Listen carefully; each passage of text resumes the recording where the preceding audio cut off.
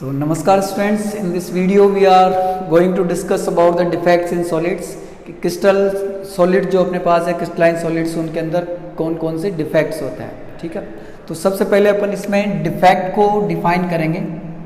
यहाँ पर डिफेक्ट का मीनिंग क्या है। ठीक है, तो इससे पहले एक वीडियो में अपन ने क्रिस्टलाइन सॉलिड्स की स्ट्रक्चर्स पढ़ी है, उसके पहले क्रिस्टल लैटिस जो है उनके टाइप्स पढ़े हैं। जैसे क्रिस्टल लैटिस जो अपने पास है वो 7 टाइप्स के होता है। उसके बाद क्रिस्टलाइन स्ट्रक्चर्स जो होती है अपने पास कॉम्पैक्ट पैक्ट स्ट्रक्चर्स है, जैसे CCP है, HCP है। क्रिस्टल लैटिस जो है ये 7 टाइप्स के होता है। उनमें भी जो क्यूबिक सिस्टम है वो 3 तरह का होता है, सिंपल क्यूबिक सिस्टम, ठीक है, face centred cubic system, body centred cubic system. तो ये जो सब स्ट्रक्चर्स जो अपन ने पढ़ी है ये आइडियल स्ट्रक्चर्स है, ये परफेक्ट स्ट्रक्चर्स है कि उसमें सॉलिड में ये स्ट्रक्चर इस तरह से होनी चाहिए। उसमें अपन ने पढ़ा है कि पार्टिकल्स किस किस तरह से अरेंज होते हैं सॉलिड्स में, तो वो उनकी परफेक्ट स्ट्रक्चर्स है। लेकिन अपन जानते हैं कि नेचर में जो है सभी चीज़ें परफेक्ट नहीं है, इम्परफेक्शंस सब जगह पर है। तो सॉलिड में भी क्या होता है कि कुछ पार्ट के अंदर, उसकी स्ट्रक्चर्स के कुछ पार्ट के अंदर जो परफेक्ट स्ट्रक्चर होनी चाहिए वो नहीं होती है, उसमें कुछ वेरिएशन आ जाता है। उन वेरिएशंस को अपन बोलते हैं डिफेक्ट्स। ठीक है, तो सबसे पहले अपन ने डिफेक्ट को डिफाइन किया कि डिफेक्ट का यहाँ पर मीनिंग क्या है। तो डिफेक्ट का यहाँ पर मीनिंग है the variation in the arrangement of particles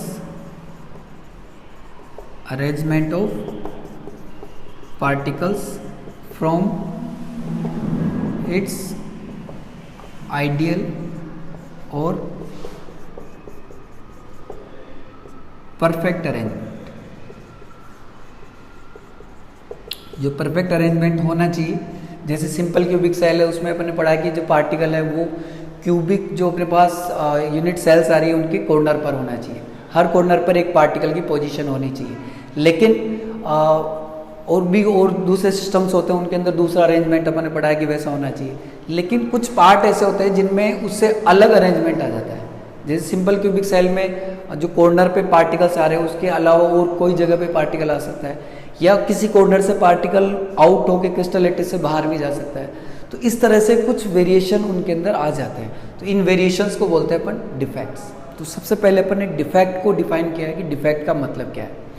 तो अपना इस वीडियो में फर्स्ट एम तो ये रहेगा कि ये वेरिएशन किस किस तरह से होता है, यानी कि जो अपने पास आइडियल या परफेक्ट स्ट्रक्चर होनी चाहिए उस स्ट्रक्चर के अंदर किस किस तरह से वेरिएशन आ सकता है और किस किस तरह से पार्टिकल उसके अंदर अरेंज हो सकते हैं, तो उसको बोलते हैं अपन डिफेक्ट। तो डिफेक्ट के टाइप्स पढ़ेंगे कि डिफेक्ट कितने टाइप के होते हैं। सेकंड फिर अपन पढ़ेंगे कि डिफेक्ट की वजह से जो सॉलिड है उसकी फिजिकल प्रॉपर्टीज के अंदर क्या क्या वेरिएशन आते हैं। तो सबसे पहले तो अपना जो इसमें की पॉइंट्स रहेंगे वो रहेगा फर्स्ट टाइप्स ऑफ डिफेक्ट्स। इसके अंदर कुछ सब टाइप्स आ रहे हैं वो भी अपन पढ़ेंगे, टाइप्स एंड सब टाइप्स ऑफ डिफेक्ट्स। फिर उसके बाद में इस डिफेक्ट की वजह से फिजिकल प्रॉपर्टीज पर क्या इफेक्ट पड़ रहा है। ठीक है, तो सेकेंड अपन पढ़ेंगे effect of the defect on physical properties of solid like density. इसमें जो अपना मेन फोकस रहेगा वो डेंसिटी पर, एंड कलर, ठीक है, एंड कंडक्टेंस, इलेक्ट्रिकल कंडक्टेंस।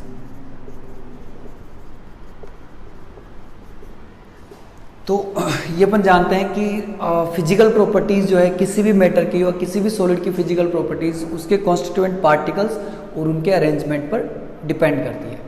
तो जब यहाँ पर डिफेक्ट के अंदर इसका जो अरेंजमेंट है वो चेंज हो रहा है, तो कहीं ना कहीं उसकी जो फिजिकल प्रॉपर्टीज़ है उस सॉलिड की जो परफेक्ट फिजिकल प्रॉपर्टीज़ जो है, जैसे डेंसिटी है, कलर है, इलेक्ट्रिकल कंडक्टेंस है, उसमें भी कुछ वेरिएशन आ जाता है जहाँ पर सॉलिड डिफेक्टिव हुआ है। तो उस डिफेक्ट की वजह से सॉलिड की इन प्रॉपर्टीज़ पर क्या क्या इफेक्ट पड़ता है वो अपन डिस्कस करेंगे।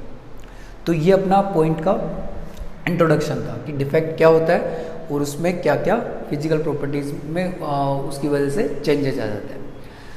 तो अब इसको अपन स्टार्ट करते हैं। तो सबसे पहले अपन लिखेंगे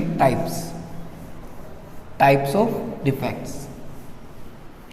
तो सॉलिड्स में जो डिफेक्ट्स हैं ये स्टार्टिंग लेवल पर ये दो टाइप के होते हैं. First is linear defect. Defects in solids are of two kinds. First is linear defect and second is point defect. Linear defect and point defect. ठीक है, ये मेनली दो तरह के होते हैं और आगे और भी सब कैटेगरीज में डिवाइड होते हैं, लेकिन मेन जो इनकी कैटेगरीज है वो दो है, linear defect and point defect. पहले इनको ओपन डिस्कस करते हैं, इनकी मीनिंग क्या होती है. देखो, लीनियर डिफेक्ट का यहाँ पर मतलब है लाइन से, यानी कि पार्टिकल्स की जो कंप्लीट लाइन है वो अपने आइडियल अरेंजमेंट से अलग अरेंजमेंट के अंदर चली जाती है, कंप्लीट लाइन. जबकि इसके अंदर कुछ पॉइंट्स के अंदर डिफेक्ट आता है. पॉइंट का मतलब अपन जानते हैं क्रिस्टल लैटिस में हर पॉइंट जो है वो एक पार्टिकल की पोजीशन को डिनोट करता है. तो इसमें कुछ पॉइंट्स ही अपनी आइडियल अरेंजमेंट से अलग कंडीशन के अंदर जाते हैं, यानी कि इसके अंदर केवल कुछ पार्टिकल्स जो है वो अपनी रियल या आइडियल अरेंजमेंट से अलग अरेंजमेंट के अंदर अरेंज हो जाते हैं. ठीक है, तो यहाँ पर जो वेरिएशन आता है वो आता है लाइन के अंदर. तो लीनियर डिफेक्ट क्या होता है? लीनियर डिफेक्ट होता है variation in complete line of particles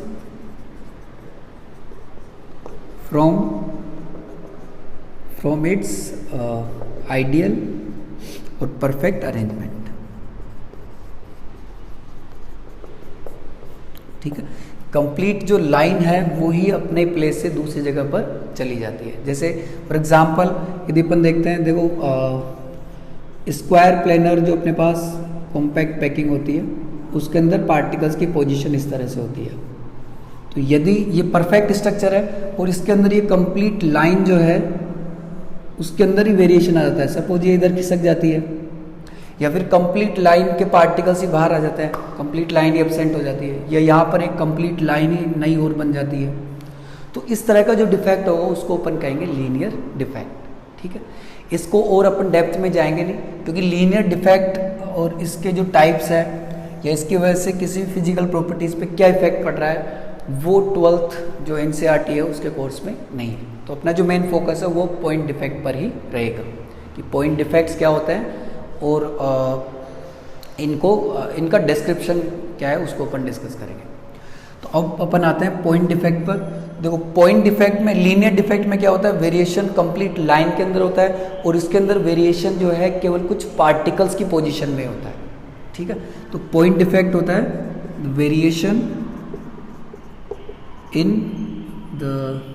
some particles, variation in arrangement of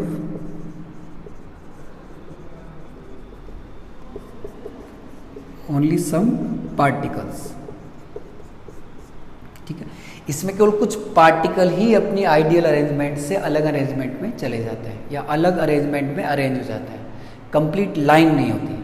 ठीक है, सपोज जैसे ये अपन ने एक स्क्वायर प्लेनर जो है कॉम्पैक्ट पैकिंग स्ट्रक्चर लिए और इसके अंदर केवल कुछ पार्टिकल ही अपनी पोजीशंस चेंज कर रहे हैं. सपोज केवल कंप्लीट लाइन नहीं, केवल एक ये पार्टिकल ही अपनी जगह छोड़कर बाहर आ रहा है. ठीक है, सपोज ये पार्टिकल सब ऑक्यूपाइड है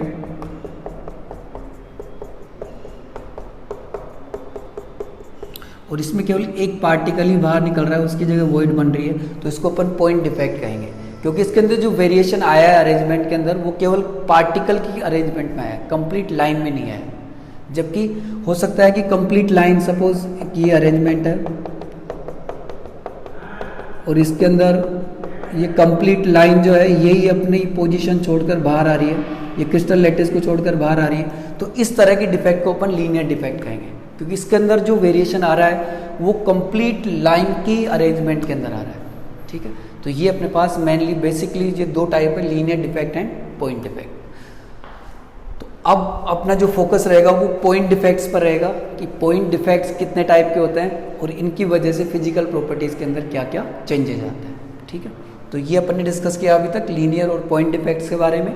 लीनियर डिफेक्ट्स में जहाँ पर कंप्लीट जो लाइन है पार्टिकल्स की वही अपने आइडियल अरेंजमेंट से किसी अलग अरेंजमेंट में अरेंज हो जाती है, जबकि पॉइंट डिफेक्ट जो है उसके अंदर कंप्लीट लाइन अलग अरेंजमेंट में न जाकर केवल कुछ पार्टिकल ही अपने आइडियल अरेंजमेंट से अलग अरेंजमेंट में अरेंज हो जाता है। ठीक है, तो अब अपन डिस्कस करेंगे पॉइंट डिफेक्ट्स के बारे में कि जो पॉइंट डिफेक्ट्स हैं ये कितने टाइप के हैं और इनकी वजह से जो प्रॉपर्टीज जो है सॉलिड की फिजिकल प्रॉपर्टीज उनके अंदर क्या क्या चेंजेस आ जाते हैं। तो अब अपना जो फोकस है वो रहेगा पॉइंट डिफेक्ट्स पर। पॉइंट डिफेक्ट्स, सॉलिड्स में जो पॉइंट डिफेक्ट्स हैं ये मेनली 3 कैटेगरीज में इनको अपन डिवाइड करते हैं। First is stoichiometric defect, stoichiometric defect. Second is impurity defect, impurity defect. And third is non stoichiometric defect.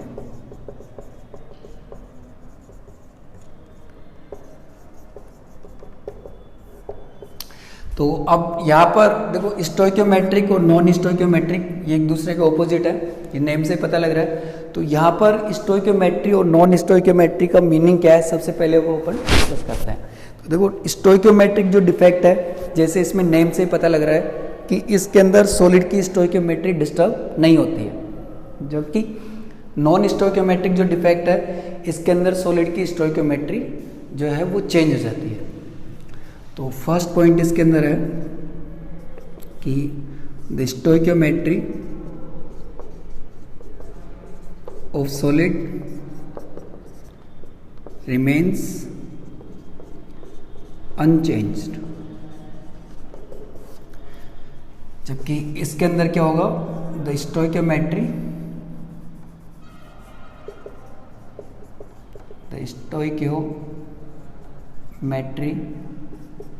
Of solid changes, ये चेंज हो जाती है। यानी कि जो नॉन डिफेक्टिव जो अपने पास जो परफेक्ट जो अपने पास सॉलिड है उसके अंदर स्टोइकियोमेट्री अलग होगी और डिफेक्टिव सॉलिड उसके अंदर अलग हो जाएगी, जबकि इसके अंदर जो अपने पास स्टोइकियोमेट्री है वो सेम रहती है। आइडियल सॉलिड हो, आइडियल सॉलिड की जो अपने पास स्टोइकियोमेट्री है, डिफेक्टिव सॉलिड के अंदर भी स्टोइकियोमेट्री वही रहेगी। ठीक है, डिफेक्ट आने के बाद भी स्टोइकियोमेट्री में कोई चेंज नहीं आएगा। अब यहाँ पर अपन ये डिफाइन करते हैं कि स्टोइकियोमेट्री का मतलब क्या है। स्टोइकियोमेट्री का यहाँ पर जो मीनिंग है वो है the ratio of oppositely charged ion, यानी ratio of cation to anion या ratio of anion to cation. तो यहाँ स्टोइकियोमेट्री का मतलब है the ratio of anion to cation और कैटायन टू एनायन, मतलब the ratio of number of cations to number of anions, इसको कहते हैं अपन स्टोइकियोमेट्री। तो इसमें स्टोइकियोमेट्री चेंज नहीं होती है। जैसे ये आयनिक सॉलिड्स की बात है, जैसे अपन देखते हैं कि मेनली अपने पास जो सॉलिड्स है वो कोवेलेंट सॉलिड है, आयनिक सॉलिड है। सॉलिड के जो टाइप्स है जो अपन ने पढ़े थे, covalent, ionic, molecular and metallic. तो मेटेलिक और जो कोवेलेंट है या मॉलिक्यूलर जो है, इन सॉलिड्स के अंदर केवल स्टोइकियोमेट्रिक डिफेक्ट ही होता है, जबकि आयनिक के अंदर स्टोइकियोमेट्री भी हो सकता है, इम्प्योरिटी भी हो सकता है और नॉन स्टोइकियोमेट्री भी हो सकता है। क्योंकि यहाँ पर जो स्टोइकियोमेट्री की जो बात होती है वो केवल आयनिक सॉलिड्स में होती है। कोवेलेंट, मेटेलिक, इनकी स्टोइकियोमेट्री डिफेक्ट आने के बाद भी चेंज नहीं हो सकती। ठीक है, जैसे कोवेलेंट सॉलिड अपने पास डायमंड है, तो डायमंड का फॉर्मूला होता है C। डिफेक्ट आने के बाद भी ये फॉर्मूला C ही रहेगा, इसमें कहीं कोई चेंज नहीं आएगा। लेकिन आयनिक सॉलिड की जो स्टोइकियोमेट्री है उसमें चेंज आ सकता है। तो यदि चेंज आ रहा है स्टोइकियोमेट्री में तो उसको नॉन स्टोइकियोमेट्रिक डिफेक्ट कहेंगे, और नहीं आ रहा है तो उसको अपन स्टोइकियोमेट्रिक डिफेक्ट कहेंगे। इसका एक एग्जांपल लेते हैं, जैसे एक आयनिक सॉलिड अपने पास NaCl, इम्प्योरिटी डिफेक्ट को अपन बाद में डिस्कस करते हैं। तो NaCl जो है इसके अंदर अपने पास जो रेशियो जो आ रहा है एनाइन टू केटाइन का वो है 1:1, NaCl Na plus ratio Cl minus is 1:1। अब सपोज ये डिफेक्ट होने के बाद में ये रेशियो चेंज हो जाता है तो वो नॉन स्टोइकियोमेट्रिक डिफेक्ट रहेगा, और नहीं होता है तो वो स्टोइकियोमेट्रिक डिफेक्ट रहेगा। सपोज एक एग्जांपल लेते हैं अपन, जैसे 100 NaCl के मॉलिक्यूल्स हैं, इसमें हो गए 100 Na प्लस और 100 Cl माइनस, इसमें इनका रेशियो 1:1 हो गया। अब अपन ने 2 Na प्लस, एक Na प्लस और एक Cl माइनस को बाहर निकाल दिया, तो -1 ये हो गया अपने पास 99 Na प्लस और 99 Cl माइनस। तो अब भी रेशियो ये रहा 1:1।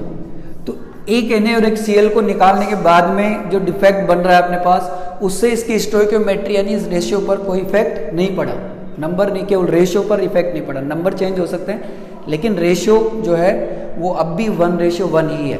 तो इस तरह का जो डिफेक्ट है उसको अपन स्टोइकियोमेट्रिक डिफेक्ट के अंदर रखेंगे। ये किस टाइप का है, इसमें क्या क्या चेंजेस आते हैं वो अलग चीज़ है। अभी अपन ये केवल डिस्कस कर रहे हैं कि किस तरह के वेरिएशंस को स्टोइकियोमेट्रिक में रखेंगे और किस तरह के वेरिएशंस को नॉन स्टोइकियोमेट्रिक डिफेक्ट्स के अंदर रखेंगे। सपोज एक एग्जांपल और लेते हैं अपन, जिसमें अपन ने जो Na है ये 2 Na प्लस माइनस कर लिए और एक Cl माइनस माइनस किया है, तो Na प्लस अब बच गए 98 और Cl माइनस बच गए 99। अब ये रेशियो जो है वो 1:1 में नहीं रहा। 98 और 99 नंबर जो है ये 1:1 में नहीं आ सकते, ये अलग रेशियो बन रहा है। तो इसका मतलब यहाँ पर जो स्टोइकियोमेट्री है, एनाइन केटाइन का जो रेशियो है ये चेंज हो गया, यानी इसको अपन इस तरह के जो डिफेक्ट को अपन जो है नॉन स्टोइकियोमेट्रिक डिफेक्ट के अंदर रखेंगे। तो इस तरह से अपन ये डिस्कस किया है कि यहाँ पे स्टोइकियोमेट्री का मीनिंग क्या है, और ये चेंज होगी या नहीं होगी ये उस डिफेक्ट में अपन पता लगाते हैं, और फिर उससे अपन क्लेरिफाई कर सकते हैं कि डिफेक्ट आने के बाद में स्टोइकियोमेट्री चेंज हो रही है तो नॉन स्टोइकियोमेट्रिक डिफेक्ट, नहीं हो रही है तो स्टोइकियोमेट्रिक डिफेक्ट।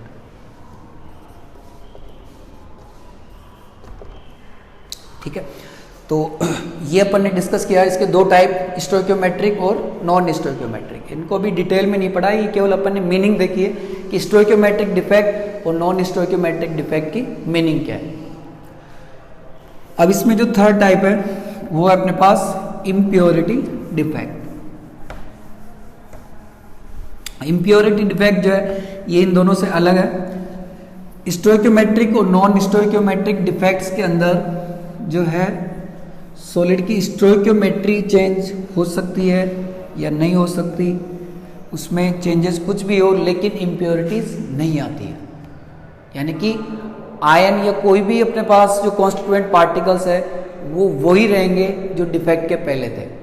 लेकिन इम्प्योरिटी डिफेक्ट जो है, जो इसका थर्ड टाइप है, इम्प्योरिटी डिफेक्ट, इम्प्योरिटी डिफेक्ट के अंदर इम्प्योरिटीज आ जाती है, यानी कुछ ऐसे पार्टिकल्स आ जाते हैं जो उस क्रिस्टल लैटिस में पहले से प्रेजेंट नहीं है। ठीक है, तो उस तरह के डिफेक्ट को कहते हैं अपन इम्प्योरिटी डिफेक्ट। जैसे अपने पास NaCl है, तो NaCl के कॉन्स्टिट्यूएंट पार्टिकल्स है अपने पास Na प्लस आयंस और Cl माइनस आयंस। NaCl जो लैटिस है वो Na प्लस आयन और Cl माइनस आयन से मिलकर बना होता है। अब इसमें किसी डिफेक्ट के अंदर इन दोनों आयंस के अलावा कोई तीसरा आयन भी आ जाए, सपोज इस क्रिस्टल लैटिस में अपन स्ट्रोंशियम 2+ या कैडमियम 2+ को इंसर्ट करवा दें, तो उस तरह का जो डिफेक्ट होगा उसको अपन इम्प्योरिटी डिफेक्ट कहेंगे। ठीक है, तो ये अपन ने डिस्कस किया कि इनका जो मीनिंग है इम्प्योरिटी डिफेक्ट का, स्टोइकियोमेट्रिक डिफेक्ट का और नॉन स्टोइकियोमेट्रिक डिफेक्ट का, उसका मीनिंग क्या है। अब ये डिफेक्ट कितने टाइप के होते हैं और इनके अंदर जो अपन वेरिएशन बताए हैं वो किस किस तरह से आते हैं और उनकी वजह से फिजिकल केमिकल जो प्रॉपर्टीज़ है अपने पास सॉलिड की वो किस तरह से चेंज होती है वो अपन डिस्कस करेंगे। तो सबसे पहले अपन स्टार्ट करते हैं स्टोइकियोमेट्रिक डिफेक्ट्स को।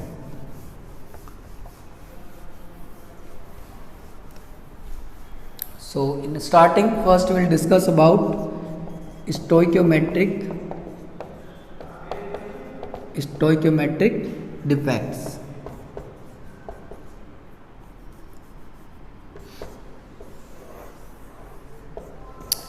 स्टोइकोमेट्रिक डिफेक्ट्स जैसे अपन ने डिस्कस किया कि इसके अंदर क्या होता है, स्टोइकोमेट्रिक डिफेक्ट के अंदर स्टोइकोमेट्री जो है खासकर आयनिक सॉलिड्स के अंदर उनके एनायन और कैटायन का जो रेशियो है वो चेंज नहीं होता, डिफेक्ट आने के बाद भी वो वैसा ही रहता है जैसे डिफेक्ट के पहले था, ठीक है। और नॉन आयनिक सॉलिड्स जो है उनके अंदर स्टोइकोमेट्रिक डिफेक्ट्स होते हैं, उनमें कोई सा डिफेक्ट आ जाए उनकी स्टोइकोमेट्री चेंज नहीं हो सकती।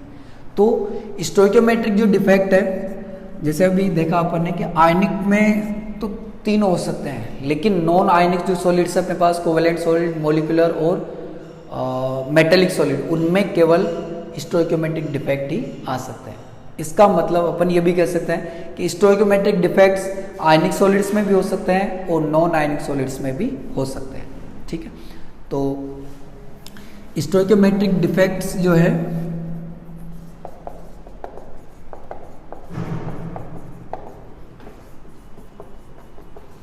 ये अपन दोनों में डिस्कस करते हैं। बेसिकली ये चार टाइप के होते हैं, उनमें से जो दो है वो नॉन आयनिक सॉलिड्स के अंदर आते हैं यानी कोवेलेंट और मेटेलिक के अंदर, और दो टाइप के जो है वो आयनिक सॉलिड्स में आते हैं। तो अपने पास स्टोइकोमेट्रिक डिफेक्ट्स ये चार तरह के हैं। तो दो जो है वो आते हैं in ionic solids, in non ionic solids, in non ionic solids, और दो आते हैं इन आयनिक सॉलिड्स, ठीक है। तो इन नॉन आयनिक सॉलिड्स जो ये दो आते हैं वो है अपने पास vacancy defect, second is interstitial defect, interstitial defect, और दो जो नॉन आयनिक में आते हैं थर्ड और फोर्थ वो अपने पास फ्रैंकल डिफेक्ट,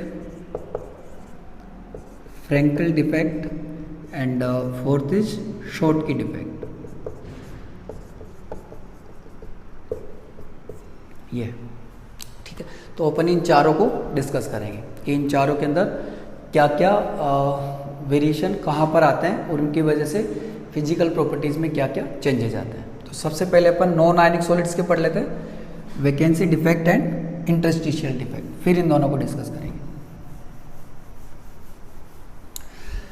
तो नॉन आयनिक सॉलिड्स के जो अपने पास स्टोइकोमेट्रिक जो डिफेक्ट्स है, in non-ionic solids means in covalent and metallic and molecular solids। जो स्टोइकोमेट्रिक डिफेक्ट जो है ये दो तरह के हैं। First is vacancy defect, vacancy defect. Vacancy defect जो है या इसको अपन इसके अंदर वैकेंसी जनरेट होती है, सीधा जैसे अपन नेम से देख सकते हैं। तो इसके अंदर ये कैसे होता है वो अपन डिस्कस करेंगे। पहले देखो मेनली इन डिफेक्ट्स को अपन डायग्राम से भी आइडेंटिफाई कर सकते हैं वेरिएशन को, क्योंकि वेरिएशन जो है वो कंपैरेटिव होता है। तो एक अपन डायग्राम बनाए आइडियल अरेंजमेंट का, एक बनाए अपन डिफेक्टिव अरेंजमेंट का, तो दोनों को कंपेयर करके अपन ये बता सकते हैं कि वेरिएशन कहाँ पर आए, ठीक है। तो पहला तो इसमें ये पॉइंट बन गया कि वैकेंसी डिफेक्ट एक स्टोइकोमेट्रिक डिफेक्ट है जो नॉन आयनिक सॉलिड्स में होता है, फर्स्ट पॉइंट तय हो जाएगा। सेकंड अपन इसके डायग्राम से यदि शो करते हैं, फर्स्ट जो है इसके अंदर बन गया point, it is stoichiometric defect present in non ionic solids. Second इसमें वेरिएशन क्या होता है, तो देखो अपने पास सपोज ये अपन एक अरेंजमेंट मान लेते हैं जिसमें ये पार्टिकल्स अरेंज हो रहे हैं, ठीक है। ये पार्टिकल्स का आइडियल या परफेक्ट अरेंजमेंट है। अब डिफेक्टिव अरेंजमेंट जो है ये परफेक्ट अरेंजमेंट है।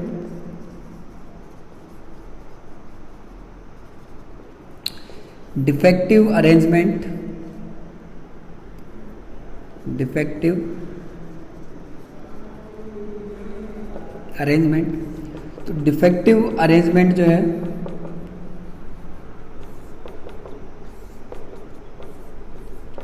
वो ऐसे हो सकता है इसमें। तो इसमें अपने को पता लग रहा है कि ये दो जगह जो है इसमें 9 पार्टिकल्स आ रहे हैं और इसमें ये दो जगह जो है यहाँ पर पार्टिकल्स नहीं आ रहे।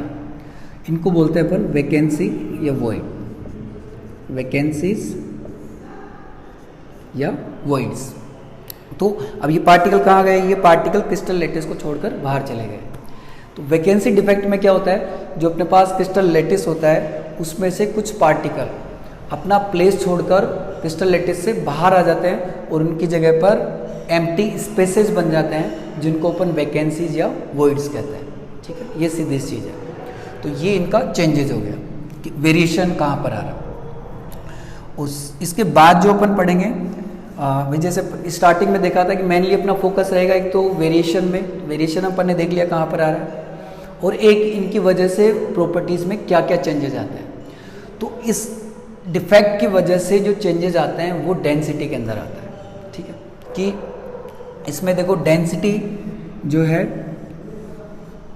डेंसिटी ऑफ सॉलिड, तो डेंसिटी का जो फॉर्मूला होता है वो होता है मास अपॉन वॉल्यूम, यानी मास per unit volume is density. तो अब सपोज ये यूनिट वॉल्यूम है, तो पहले परफेक्ट अरेंजमेंट में यूनिट वॉल्यूम में 9 पार्टिकल्स आ रहे थे। अब डिफेक्टिव अरेंजमेंट में उसी यूनिट वॉल्यूम के अंदर केवल 7 पार्टिकल्स ही आ रहे हैं। तो ये अपन सीधा सा बता सकते हैं कि 7 पार्टिकल्स का जो मास होगा वो 9 पार्टिकल्स से तो कम ही होगा, यानी कि यहाँ पे जो मास आ रहा है पर यूनिट वॉल्यूम का वो डिक्रीज हो रहा है। तो इसकी वजह से, इस डिफेक्ट की वजह से डेंसिटी ऑफ जो सॉलिड है वो डिक्रीज हो जाती है, डेंसिटी ऑफ सॉलिड डिक्रीज हो जाती है। ठीक है, तो ये इसके पॉइंट्स थे।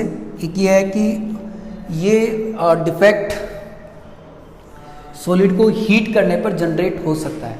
हीट करने पर हमेशा जनरेट होगा ऐसा नहीं है, लेकिन हो सकता है कि जैसे अपन ने सॉलिड को हीट किया तो उसके कुछ पार्टिकल्स वाइब्रेट करने लग जाए, उनकी वाइब्रेशनल एनर्जी ज़्यादा हो जाए और वो अपना बॉन्ड तोड़कर लैटिस से बाहर आ जाए। ठीक है, तो ये जो डिफेक्ट है वैकेंसी डिफेक्ट, ये सॉलिड को हीट करने की वजह से जनरेट हो सकता है। ठीक, तो नेक्स्ट पॉइंट बन गया अपने पास, it can be generated due to heating the solid, due to heating the solid. तो ये जो था अपन ने फर्स्ट डिस्कस किया वैकेंसी डिफेक्ट। अब सेकंड जो है अपने पास, सेकंड डिफेक्ट वो है इंटरस्टिशियल डिफेक्ट। इंटरस्टिशियल डिफेक्ट, तो फर्स्ट पॉइंट ऐसे कैसे आएगा कि इंटरस्टिशियल डिफेक्ट भी एक स्टोइकोमेट्रिक डिफेक्ट है जो नॉन आयनिक सॉलिड्स में होता है। ठीक है, ये इसका इंट्रोडक्शन है जो अपन यहाँ से लिख सकते हैं। सेकंड, इसमें जो अरेंजमेंट है उसके अंदर वेरिएशन कहाँ पर आता है। ठीक है, तो उसका भी अपन एक डायग्राम बनाते हैं, एक परफेक्ट अरेंजमेंट का और एक डिफेक्टिव। सपोज ये अपने पास परफेक्ट अरेंजमेंट है,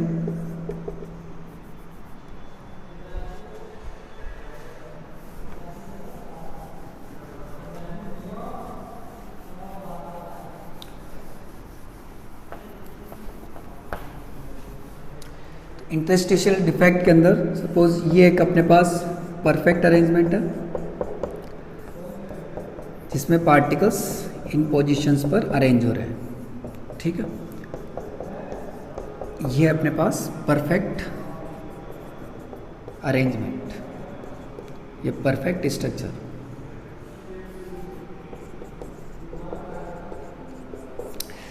अब अपन ये देख सकते हैं कि इन पार्टिकल्स के बीच में कुछ स्पेस बचा हुआ है। सॉलिड में भी पार्टिकल पास पास में होते हैं, लेकिन फिर भी क्योंकि वो स्फेरिकल है, वो बिल्कुल उनकी सारी जो सरफेस है वो चिपक नहीं सकती, वो स्टिक नहीं हो सकती। उनके बाद में क्लोजली पैक्ड होने के बाद में भी यहाँ पर सॉलिड्स में पार्टिकल्स के बीच में कुछ स्पेस बचे हुए रह जाते हैं। इन स्पेसेस को बोलते हैं अपन इंटरस्टिशियल स्पेस। इंटरस्टिशियल स्पेस, ठीक है, ये चीज़ यहाँ पर क्लियर है कि पहले तो कि इंटरस्टिशियल स्पेस क्या होता है, सॉलिड्स में पार्टिकल्स के बीच का जो एम्प्टी स्पेस होता है उसको कहते हैं अपन इंटरस्टिशियल स्पेस। अब यहाँ पर जो डिफेक्टिव सॉलिड है या डिफेक्टिव स्ट्रक्चर है उसमें चेंज क्या आता है, तो ये इसकी स्ट्रक्चर बनाकर अपन कंपेयर करके आराम से इसको बता सकते हैं कि इसके अंदर ये डिफेक्टिव स्ट्रक्चर है। तो अपन इन दोनों को कंपेयर करें तो अपन इसमें देख सकते हैं इजीली कि ये 2 पार्टिकल एक्स्ट्रा आ रहे हैं और ये कहाँ पर आ रहे हैं, इंटरस्टिशियल स्पेस में आ रहे हैं। तो यहाँ पर वेरिएशन क्या होता है कि इंटरस्टिशियल स्पेसेस के अंदर कुछ एक्स्ट्रा पार्टिकल और आ जाता है। जो पार्टिकल पहले से क्रिस्टल लैटिस में है वो तो रहेंगे ही रहेंगे, उनके अलावा कुछ एक्स्ट्रा पार्टिकल भी क्रिस्टल लैटिस के इसके इंटरस्टिशियल स्पेसेस के अंदर आ जाते हैं।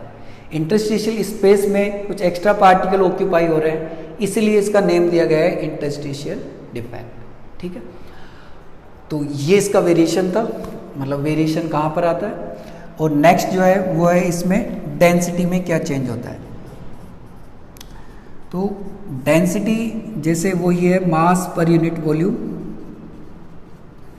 तो ये अपन उससे देख सकते हैं कि वैकेंसी डिफेक्ट में जैसे पार्टिकल निकल रहे तो डेंसिटी कम हो रही थी मास कम होने की वजह से, यहाँ पर डेंसिटी इंक्रीज हो जाएगी क्योंकि ये उसका ऑपोजिट है। जैसे ये यूनिट वॉल्यूम है तो यूनिट वॉल्यूम में पहले 9 पार्टिकल्स आ रहे थे, अब उसी यूनिट वॉल्यूम के अंदर 9 + 2 11 पार्टिकल्स आ रहे हैं। तो ये भी अपन आराम से बता सकते हैं कि जो 11 पार्टिकल्स है उनका मास 9 पार्टिकल से हमेशा ज़्यादा होता है। ठीक है, तो इस डिफेक्ट के बाद में जो अपने पास मास है यूनिट वॉल्यूम का, यानी कि जो डेंसिटी है वो इंक्रीज हो जाती है। ठीक है, तो इंटरस्टिशियल स्पेस इंटरस्टिशियल डिफेक्ट के अंदर डेंसिटी इंक्रीज होती है। तो ये अपन स्टोइकोमेट्रिक डिफेक्ट के 2 टाइप पढ़ लिए हैं, vacancy defect and interstitial defect, जो कि नॉन आयनिक सॉलिड्स में होता है। अब अपन इसका 3rd और 4th टाइप पढ़ते हैं, Frenkel defect and Schottky defect, जो कि आयनिक सॉलिड्स के अंदर होता है। ठीक है, तो अपने पास जो 3rd और 4th जो इसका टाइप है, Frenkel defect and Schottky defect, the both are found in ionic solids.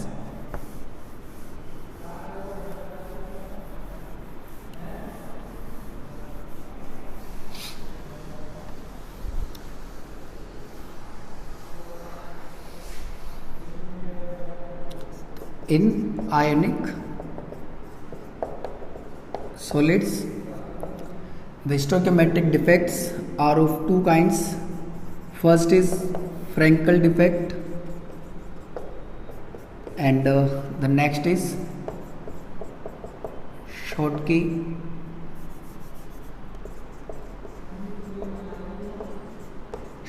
defect। ठीक है, तो ये अपने पास स्टोइकोमेट्रिक डिफेक्ट्स के 2 टाइप हैं, 3rd और 4th टाइप है, Frenkel and Schottky defect, and they both are found in ionic solids. ठीक है, तो इनको अपन थोड़ा कंपैरेटिव मैनर में डिस्कस करते हैं। ये अपने पास 3rd Frenkel defect, they both are found in ionic solids. Frenkel defect है और शॉर्टकी डिफेक्ट है, ये दोनों ही आयनिक सॉलिड्स के अंदर पाए जाते हैं, आयनिक सॉलिड्स में होते हैं। लेकिन फ्रैंकल डिफेक्ट अलग टाइप के आयनिक सॉलिड्स में होता है और शॉर्टकी डिफेक्ट अलग टाइप के आयनिक सॉलिड्स के अंदर होता है। ठीक है, आयनिक कंपाउंड्स में अपन जानते हैं कि 2 तरह के आयन्स होते हैं, कैटायंस एंड एनायंस। तो फ्रैंकल डिफेक्ट उन आयनिक सॉलिड्स में होता है जिनमें कैटायन और एनायन के साइज में बहुत ज़्यादा डिफरेंस होता है, यानी कैटायन स्मॉल साइज का हो और एनायन लार्ज साइज का हो। जैसे इसको अपन एक क्रिस्टल लैटिस के डायग्राम से समझ सकते हैं। सपोज एक लैटिस बनाया जिसमें कैटायन है, ये एनायन है, तो इसमें अपन देख सकते हैं कैटायन जो है वो स्मॉल साइज के हैं और जो एनायंस हैं वो लार्ज साइज के हैं।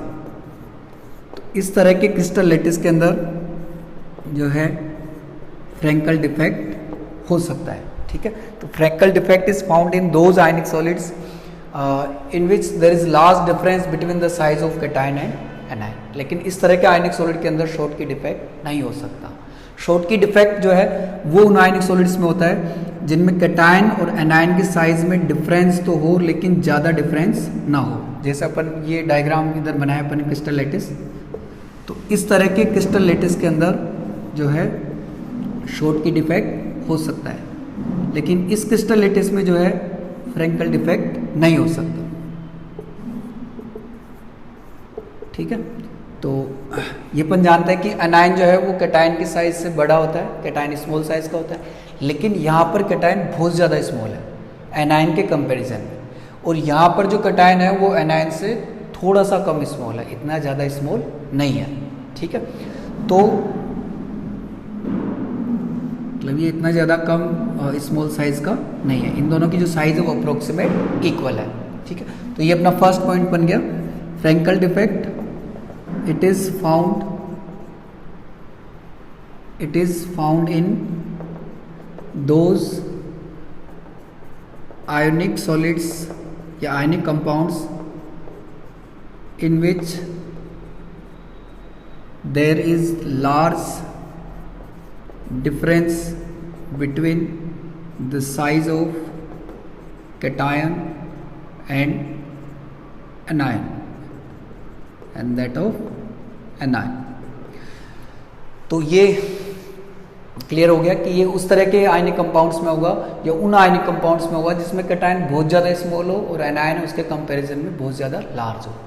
जबकि Schottky defect, it is found in those ionic compounds और ionic solids in which there is a little difference between the size of cation and that of anion। ठीक है, तो ये फर्स्ट इनका difference हो गया। यहाँ पर अपन फ्रैंकल और शॉर्टकी को डिफेक्ट्स को कंपैरेटिव मैनर में डिस्कस कर रहे हैं। तो फर्स्ट तो ये हो गया कि किस तरह के आयनिक सॉलिड्स के अंदर होते हैं। सेकंड जो है, जो अपन मेन जो डिस्कशन पॉइंट होता है जो अपना डिफेक्ट के अंदर, कि इनके अंदर जो है क्या वेरिएशन आता है। इस डिफेक्ट के अंदर जो अपने पास क्रिस्टल लैटिस की जो आइडियल स्ट्रक्चर जो है उसके अंदर क्या डिफरेंस आता है या क्या क्या वेरिएशन आता है। ये जो अपन ने यहाँ पर स्ट्रक्चर बनाई है, ये जो अरेंजमेंट जो है पार्टिकल्स का यहाँ पे बनाया है, ये आइडियल का है, यानी कि ये जो है परफेक्ट स्ट्रक्चर है। अब इसके अंदर जो वेरिएशन आता है इन डिफेक्ट के अंदर वो देखते हैं अपन। देखो फ्रैंकल डिफेक्ट में क्या होता है, जैसे ये कैटायन है, ये आइडियली यहाँ पर होना चाहिए जैसे ये कैटायन है, लेकिन ये अपना प्लेस छोड़ देगा और यहाँ से हटकर ये इसके इंटरस्टिशियल स्पेस के अंदर आ जाएगा। इंटरस्टिशियल स्पेस जानते हैं अपन, ये पार्टिकल्स है इनके बीच का जो स्पेस है ये इंटरस्टिशियल स्पेस है। तो कैटायन जो है वो अपना प्लेस छोड़कर उसका जो ओरिजिनल प्लेस है जहाँ पर होना चाहिए वो परफेक्ट क्रिस्टल के अंदर, उस प्लेस को छोड़कर ये इंटरस्टिशियल स्पेस के अंदर आ जाता है केवल कैटायन। एनायन की जो पोजीशन है उसमें यहाँ पर कोई इफेक्ट नहीं पड़ता। ठीक है, जैसे और अपन एक कैटायन ले सकते हैं, ये कैटायन जैसे यहाँ से यहाँ आ गया, सपोज ये अपने पास कैटायन है, ये अपना प्लेस छोड़कर सपोज यहाँ से यहाँ आ सकता है, कैटायन जो है वो डिसलोकेट हो रहा है। तो एक तरह से इसको अपन कैटायन डिसलोकेशन डिफेक्ट भी बोल सकता है। और कैटायन जो है वो अपने को पता है कि आयनिक सॉलिड्स के अंदर कैटायंस जो होते हैं मेटल से बने होते हैं। ठीक है, मेटल कैटायन बनाती है, तो यहाँ पर जो मेटल है वो डिसलोकेट हो रही है, इसलिए इस डिफेक्ट को अपन मेटल डिसलोकेशन डिफेक्ट भी कह सकते हैं। Frenkel defect is also known as metal dislocation defect. ठीक है, क्योंकि इसके अंदर मेटल के जो कैटायन है ये डिसलोकेट हो रहे हैं। डिसलोकेट का मतलब अपनी जो ओरिजिनल लोकेशन है उसको छोड़कर किसी दूसरी लोकेशन के अंदर जा रहे हैं, इसलिए इस डिफेक्ट को अपन मेटल डिसलोकेशन डिफेक्ट भी कह सकते हैं। Frenkel defect is also known as metal dislocation defect. अब अपन शॉर्ट की डिफेक्ट की बात करते हैं कि इसके अंदर क्या वेरिएशन आता है। तो ये अपने पास परफेक्ट क्रिस्टल है इस तरह के आयनिक सॉलिड्स का।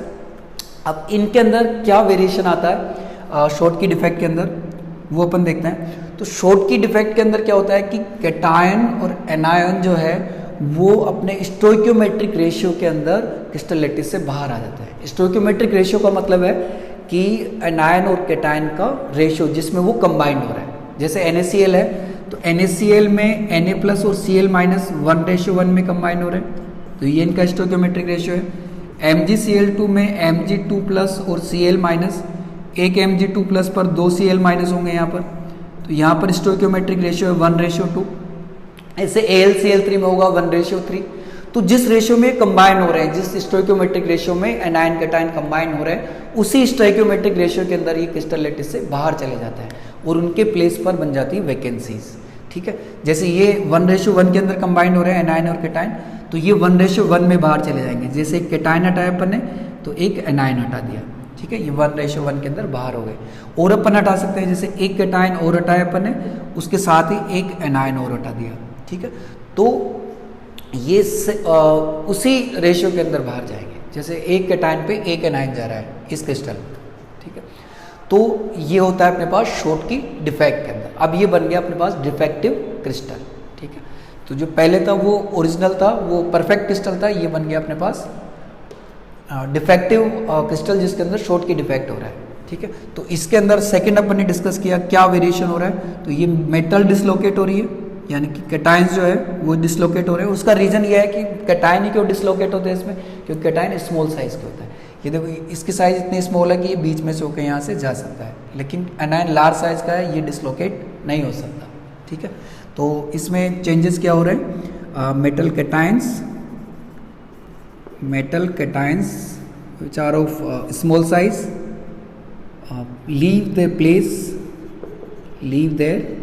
place and goes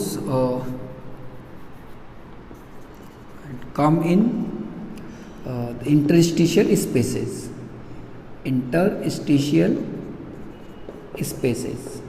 ये अपन शॉर्ट में कह सकते हैं कि metal cations dislocate.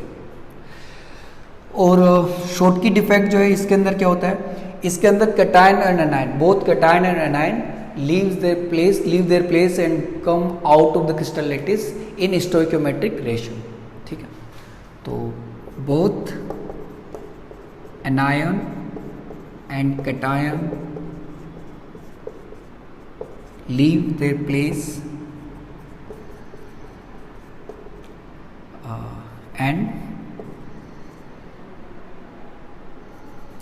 place in stoichiometric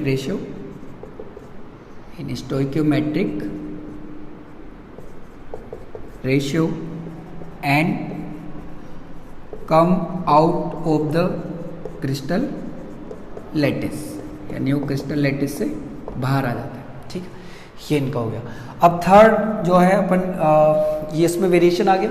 उसके बाद में जैसे अपने पास थर्ड पॉइंट बनता है इसके बाद में कि इसकी फिजिकल प्रॉपर्टी, डिफेक्ट की वजह से सॉलिड की फिजिकल प्रॉपर्टीज में क्या क्या चेंजेस आते हैं। तो यहाँ पर अपन चेंज देखेंगे डेंसिटी पर, कि डेंसिटी किस तरह से इफेक्ट हो रही है। तो इफेक्ट ऑन डेंसिटी, तो डेंसिटी की मीनिंग अपने को पता है, mass per unit volume is known as density. ठीक है, तो अब यहाँ पर डेंसिटी किस तरह से इफेक्ट हो रही है। तो देखो ये अपने पास जैसे यूनिट वॉल्यूम था, ये आयंस थे अपने पास, ये यहाँ पर था, ये यहाँ पर था, ये डिफेक्ट के पहले था। अब डिफेक्ट के बाद में क्या हो रहा है कि कुछ जैसे कैटायन अपना प्लेस छोड़ रहे हैं, लेकिन वो रह तो क्रिस्टल में ही रहे, यानी कि इससे मास पर, इस डिफेक्ट से टोटल जो मास है उस पर कोई इफेक्ट नहीं पड़ रहा। जितने आयन पहले थे बाद में भी उतने आयन है क्रिस्टल में। ठीक है, केवल प्लेस चेंज हो रहा है, और प्लेस चेंज होने से अपने को पता है कि मास पर कोई इफेक्ट नहीं पड़ेगा, और वॉल्यूम भी उतना का उतना ही है। ठीक है, तो इसकी वजह से अल्टीमेटली ये होगा कि डेंसिटी पर कोई इफेक्ट नहीं पड़ेगा, क्योंकि इस डिफेक्ट की वजह से ना मास चेंज हो रहा है और ना वॉल्यूम चेंज हो रहा है, तो मास अपॉन वॉल्यूम भी चेंज नहीं होगा। ठीक है, यानी कि there is no effect on density in Frenkel defect. ठीक, और यदि अपन शॉर्ट की डिफेक्ट की बात करते हैं, शॉर्ट की डिफेक्ट में बहुत सिंपल है कि इसमें एनायन और कैटायन अपना प्लेस छोड़कर बाहर आ रहे हैं। ठीक है, कितनी नंबर में आए लेकिन वो बाहर आ रहे हैं, और अल्टीमेटली है कि कुछ वैकेंसीज इसमें जनरेट होगी। तो वैकेंसीज की वजह से क्या होगा कि मास जो है वो कम हो जाएगा। जैसे अपने पास ये यूनिट वॉल्यूम था, तो यूनिट वॉल्यूम में जिस डिफेक्ट के पहले की अपन बात करते हैं तो कुछ एक्स्ट्रा आयंस थे। अब डिफेक्टिव क्रिस्टल के अंदर जो आयंस है ये क्या हो रहे हैं, इन आयंस के नंबर जो है कम हो रही है, ये आयंस पहले से कम हो रहे हैं। अब कम हो रहे हैं तो मास क्या हो जाएगा, कम हो जाएगा।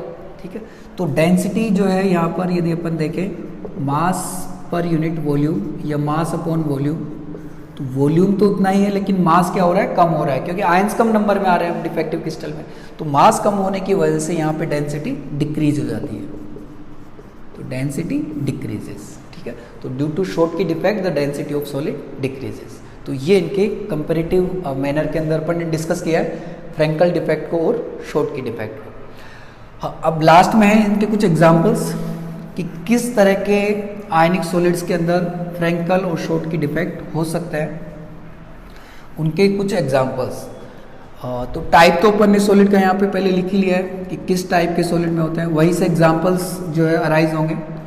जैसे यदि अपन फ्रैंकल डिफेक्ट की बात करें, फ्रैंकल डिफेक्ट उन आयनिक सॉलिड्स में होगा जिनमें कैटायन स्मॉल साइज का हो और एनायन लार्ज साइज का हो। तो यहाँ पर अपन कुछ ऐसे एग्जांपल लेंगे आयनिक सॉलिड्स के जिनमें कैटायन स्मॉल साइज का हो। ठीक है, तो स्मॉल साइज की जो कैटायन है वो अपने पास Ag+ और Zn2+। ठीक है, क्योंकि ये पीरियोडिक टेबल में राइट साइड में आता है। राइट मोस्ट साइड में जो मेटल्स आती है वो अपने पास सिल्वर और जिंक है, और अपन जानते हैं कि जब अपन ये लेफ्ट मोस्ट साइड में आते हैं, तो जब अपन जो है लेफ्ट टू राइट मूव करते हैं पीरियोडिक टेबल में, तो साइज क्या होती है, डिक्रीज होती है। ठीक है, तो जिंक और सिल्वर की जो साइज है वो बहुत कम होती है, ये बहुत स्मॉल साइज के होते हैं, और इसकी वजह से इनके जो आयनिक कंपाउंड्स होंगे, सिल्वर और जिंक के जो आयनिक कंपाउंड्स होंगे, उनके अंदर फ्रैंकल डिफेक्ट होने का चांसेस ज़्यादा होगा। तो यहाँ पे जो एग्जांपल्स है, जैसे किन आयनिक सॉलिड्स में हो सकता है ये, तो सिल्वर के कुछ एग्जांपल्स ले सकते हैं सॉलिड्स, जैसे silver chloride, silver bromide, zinc example zinc sulphide, zinc chloride.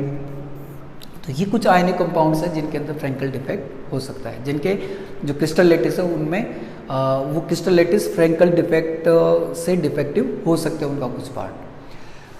तो शॉर्ट की डिफेक्ट ये उनमें होगा जिनमें कैटायन एनायन की साइज अप्रोक्सीमेट इक्वल हो, जैसे NaCl में हो सकता है ये, क्योंकि Na+ और Cl- की साइज में ज़्यादा डिफरेंस नहीं होता, Cl- Na+ की साइज से थोड़ा सा बड़ा होता है।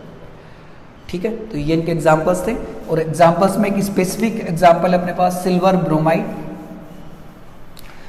जिसमें Ag+ और Br- की जो साइज है इनके अंदर बहुत ज़्यादा डिफरेंस है, और डिफरेंस की वजह से इसके अंदर फ्रैंकल डिफेक्ट ही होना चाहिए, लेकिन इसके अंदर शॉर्ट की डिफेक्ट भी होता है, तो ये एक एक्सेप्शन है।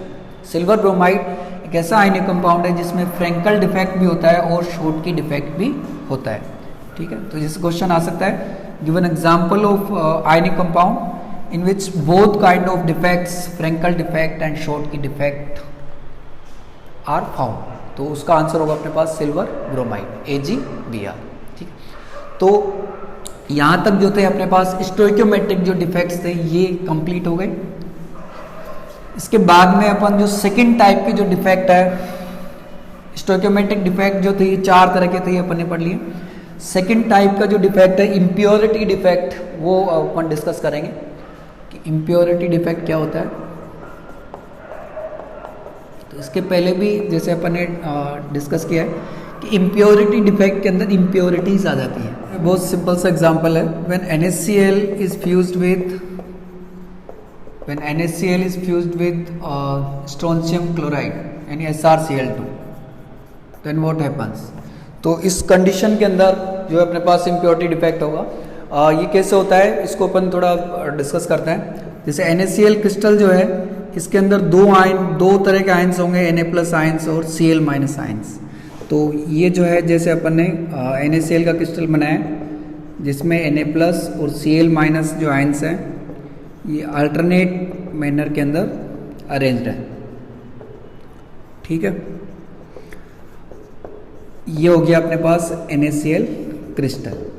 अब इसको जो अपन ने स्ट्रोंशियम क्लोराइड के साथ फ्यूज किया है, तो स्ट्रोंशियम क्लोराइड जो है इसके अंदर होंगे अपने पास Sr2+ और Cl- आयंस। ठीक है, जो यहाँ पर अपन देख सकते हैं कि Cl- आयंस जो है वो कॉमन है। ठीक है, तो मतलब इनके जो एनायंस है वो कॉमन है, जबकि कैटायंस अलग अलग है। तो इसमें इसको फ्यूज करने के बाद में क्या होगा, ये NaCl का क्रिस्टल है, प्योर NaCl। ठीक है, अब डिफेक्टिव क्रिस्टल में क्या होगा, Na+ जो आयंस है वो कुछ Na+ आयंस इस क्रिस्टल लेटिस से बाहर निकल जाते हैं, कुछ Na+ आयंस क्रिस्टल लेटिस से बाहर आ जाते हैं, और उनके प्लेस पे आ जाता है Sr2+, यानी Na+ ions are displaced by Sr2+ ions. ठीक है, तो ये जो है इस तरह का डिफेक्ट जो होता है इसको बोलते हैं अपन इम्प्योरिटी डिफेक्ट। तो इम्प्योरिटी डिफेक्ट जो है, पहली बात तो ये कब होता है, जब अपन किसी क्रिस्टल लेटिस को दूसरे किसी क्रिस्टलाइन सॉलिड को किसी दूसरे सॉलिड के साथ हीट करते हैं और दूसरे जो अपने पास सॉलिड लिया है उसमें क्या क्वालिटी है कि उसका एनायन जो है वो अपने पास जो गिवन सॉलिड है जो लिया है अपने ओरिजिनल सॉलिड उसके सेम होगा और कैटायन डिफरेंट होगा। तो जो अपने पास ओरिजिनल सॉलिड है उसके कैटायन उस दूसरे सॉलिड के कैटायन से डिस्प्लेस हो जाते हैं। तो इस डिफेक्ट को बोलते हैं अपन इम्प्योरिटी डिफेक्ट, क्योंकि इसमें जो क्रिस्टल लेटिस है ये इम्प्योर हो रहा है, इम्प्योरिटीज आ जाती है उसमें, यानी दूसरे कैटायन आ जाते हैं जो उसमें पहले से प्रेजेंट नहीं है। ठीक है, अब ये कितने नंबर में आता है, तो ये इसमें एक बहुत ध्यान रखने की चीज़ है, कोई सा भी अपने पास डिफेक्ट हो, यही नहीं कोई और कोई दूसरा डिफेक्ट भी हो सकता है, कोई सा भी अपन डिफेक्ट लें उसमें कुछ भी चेंज आ जाए लेकिन एक चीज़ जो है वो हमेशा मेंटेन रहती है, वो होती है न्यूट्रलिटी, यानी टोटल पॉजिटिव चार्ज और टोटल नेगेटिव चार्ज इक्वल रहता है, चाहे वो अपने पास प्योर सॉलिड हो चाहे पास डिफेक्टिव सॉलिड हो, दोनों के अंदर। ठीक है, तो इसमें Na+ आयन बाहर आ जाते हैं और उनके प्लेस पर आ जाता है Sr2+ आयंस। ठीक है, एक तो ये है अपने पास। दूसरा Sr2+ कितने आते हैं, ये इतने नंबर में आते हैं जिससे कि इस क्रिस्टल लेटिस की न्यूट्रलिटी बनी रहे, यानी न्यूट्रलिटी पे कोई चेंज नहीं आए, कोई इफेक्ट ना पड़े। ठीक है, तो अब जैसे अपन ने 2 Na+ आयन बाहर निकाले, एक यहाँ से निकल गया और एक यहाँ से, इसमें से अपन ने किया है -2 Na+ आयंस और इन दोनों Na+ की जगह पर एक Sr2+ आयन आ जाएगा।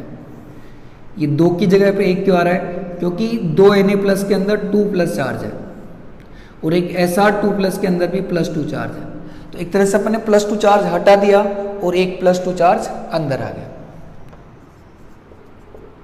ठीक है, तो ये दूसरे जो आयन आते हैं ये इतने नंबर में आते हैं जिससे कि उस क्रिस्टल सॉलिड की, डिफेक्टिव सॉलिड की जो है न्यूट्रलिटी बनी रहे, न्यूट्रलिटी पे कोई इफेक्ट नहीं पड़ना चाहिए। इसके और अपन एग्जांपल ले सकते हैं, जैसे अपन ने A+ को रिप्लेस कर रहे हैं B2+ से, तो 2 A+ की प्लेस पर आएगा एक B2+, 2 A+ ions are displaced by 1 B2+। जैसे अपन A+ आयंस को रिप्लेस कर रहे हैं B3+ से, तो 3 A+ आयंस की जगह पे आएगा एक B3+। ठीक है, क्योंकि 3 A+ के अंदर भी 3+ चार्ज है और एक B3+ के अंदर भी 3+ चार्ज है। तो ये इतने नंबर में आते हैं जिससे कि सॉलिड की न्यूट्रलिटी पे कोई इफेक्ट नहीं पड़े। ठीक है, यानी मोनोपॉजिटिव, 2 मोनोपॉजिटिव की जगह एक डाई पॉजिटिव आ जाएगा, या 3 मोनोपॉजिटिव की जगह पर एक ट्राई पॉजिटिव आ जाएगा। तो इस तरह से ये डिस्प्लेस कर देता है। ठीक है, और जो बाकी बची हुई प्लेस है उसमें वैकेंसी रह जाती है। ठीक है, तो ये अपने पास था इम्प्योरिटी डिफेक्ट। इम्प्योरिटी डिफेक्ट के अंदर क्या होता है, इम्प्योरिटी डिफेक्ट कब होता है, जब 2 सॉलिड को अपन फ्यूज करते हैं, उनके अंदर कैटायन सेम है, कैटायन डिफरेंट है और एनायन सेम है। तो कैटायन सेम होते हैं तो क्या होता है कि जो ज़्यादा पॉजिटिव वाला जो कैटायन होता है वो कम पॉजिटिव वाले कैटायन को डिस्प्लेस करके उसकी जगह ले लेता है। ठीक है, और ये इतने नंबर में आते हैं जिससे कि सॉलिड की न्यूट्रलिटी पे कोई इफेक्ट ना पड़े। ठीक है, जैसे अपन मोनोपॉजिटिव की जगह डाई पॉजिटिव ला रहे हैं तो 2 मोनोपॉजिटिव की जगह एक डाई पॉजिटिव आयन आएगा। ठीक है, मोनोपॉजिटिव की जगह ट्राई पॉजिटिव ला रहे हैं तो 3 मोनोपॉजिटिव की जगह एक ट्राई पॉजिटिव आएगा और बाकी बची हुई जो प्लेस है उसमें वैकेंसीज रह जाएगी, यानी वहां पर कोई आयन नहीं रहेगा।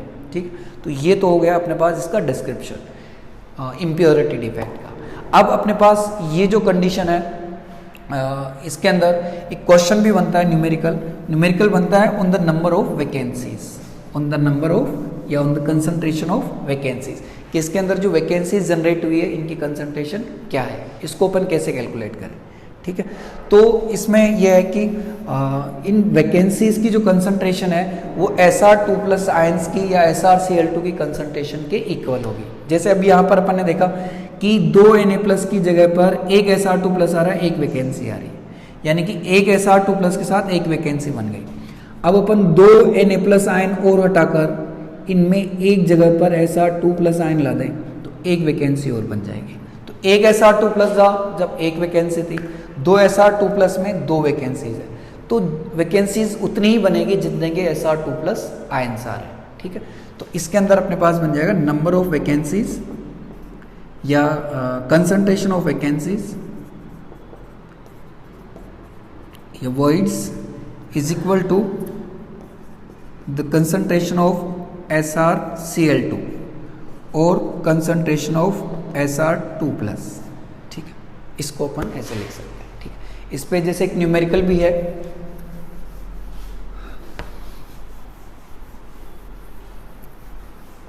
that when NaCl is fused with, ये क्वेश्चन है, when NaCl is fused with 10⁻⁴ mole percentage SrCl2, then calculate the generated or concentration of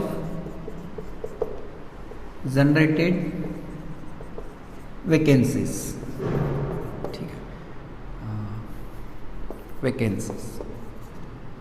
तो इसका आंसर होगा, इसमें जो वैकेंसीज है, कंसंट्रेशन ऑफ वैकेंसीज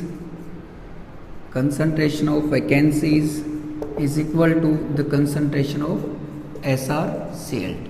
जितनी SrCl2 अपन ने लिया है, जैसे SrCl2 का कंसंट्रेशन है, यही कंसंट्रेशन अपने पास वैकेंसीज की रहेगी। इसको बस अपने को नंबर में कन्वर्ट करना है। ये अपने पास 10⁻⁴ मोल परसेंटेज, तो इस टर्म को अपन जो है न्यूमेरिक वैल्यू के अंदर कन्वर्ट करेंगे। 10⁻⁴ मोल परसेंटेज, 10⁻⁴ ये से कैसे आ जाएगा, मोल जो है इसमें पार्टिकल्स होता है 6.023 इंटू 10⁻23 और परसेंटेज जो है इसका मीनिंग होता है 1/100। तो यदि इसको अपन कैलकुलेट करते हैं तो ये आगे 6.023 और ये जो पावर्स है 23, इनमें से 4 यहाँ से कैंसिल होगी, 2 यहाँ से कैंसिल होगी, तो ये बचेगी 10⁻17। तो ये अपने पास वैकेंसीज की जो है कंसंट्रेशन आ गई, इतनी वैकेंसीज रहेगी पर मोल ऑफ NaCl, ठीक है। तो ये अपने पास ये न्यूमेरिकल हो गया, ठीक। तो ये अपने पास जो इसका सेकंड टाइप का जो डिफेक्ट था, वैकेंसी डिफेक्ट, उसको अपन ने डिस्कस किया है। इसी तरह का जो डिफेक्ट है वो जनरेट हो सकता है जब अपन KCl को फ्यूज करें। When KCl is fused with cadmium chloride, तो इसमें अपन बता सकते हैं क्या होगा, क्लोराइड सिमिलर है, तो K प्लस जो आयन है वो डिस्प्लेस होंगे Cd2 प्लस से। K plus ions will be displaced by Cd2 plus, और ये कैसे होंगे, जितने K प्लस आयंस आएंगे उतने उसके आधे Cd2 प्लस आयंस उसके अंदर एंटर करेंगे, और जो बाकी बची हुई रहेगी वो वैकेंसीज रहेगी। यानी यहाँ पे वैकेंसीज की जो कंसंट्रेशन है वो Cd2 प्लस या CdCl2 कंसंट्रेशन के इक्वल होगी। तो ये अपन इसका जो सेकंड टाइप था ये डिस्कस किया है। इसके बाद में अपने पास जो थर्ड टाइप है वो अपन डिस्कस करेंगे। थर्ड टाइप ऑफ डिफेक्ट जो है अपने पास नॉन स्टोइकियोमेट्रिक डिफेक्ट्स।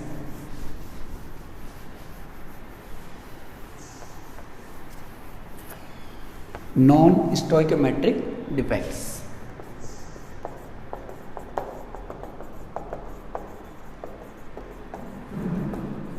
देखो नॉन स्टोइकियोमेट्रिक डिफेक्ट जो है इसके अंदर क्या होता है, जैसे पहले अपन ने डिस्कस किया है कि इसमें सॉलिड की स्टोइकियोमेट्री जो है वो चेंज हो जाती है, ठीक है। The stoichiometry of solid is change.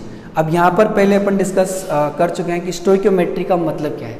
Stoichiometry का मतलब है खासकर आयनिक सॉलिड्स के अंदर the ratio of cation and anion, यानी इसके अंदर क्या होता है, इस तरह के डिफेक्ट्स के अंदर जो एनायन और कैटायन का जो रेशियो है वो चेंज हो जाता है, ठीक है। तो in ionic solids the stoichiometry means the ratio of cation to anion changes, ठीक है। Metallic cation to non metallic anion changes, ये मेटल से मिलके बने होते हैं और एनायंस नॉन मेटल से मिलके बने होते हैं, ठीक है। ये चेंज हो जाता है।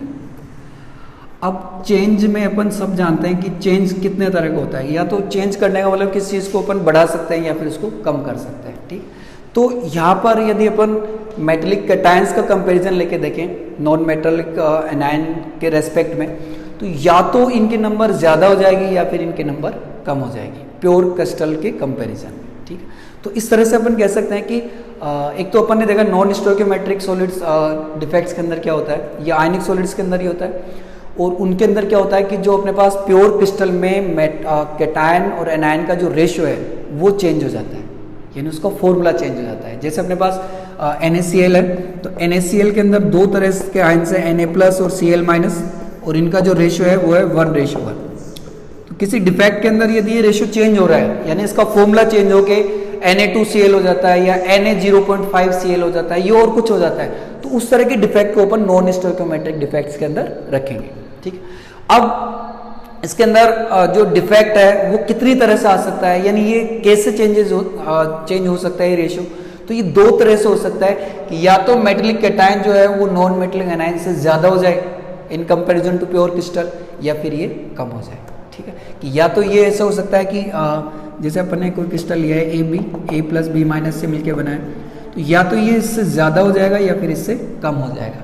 यानी जैसे या तो ये जो फॉर्मूला है AB, ये हो जाएगा A1.5B, तो ये इसकी नंबर ज़्यादा हो रही है, या फिर ये इससे कम हो जाएगा 0.8B, और तीसरा कोई टाइप हो ही नहीं सकता चेंज होने का। चेंज अपन दो ही तरह से कर सकते हैं, या तो इंक्रीज कर सकते हैं या फिर इस चीज़ को डिक्रीज कर सकते हैं।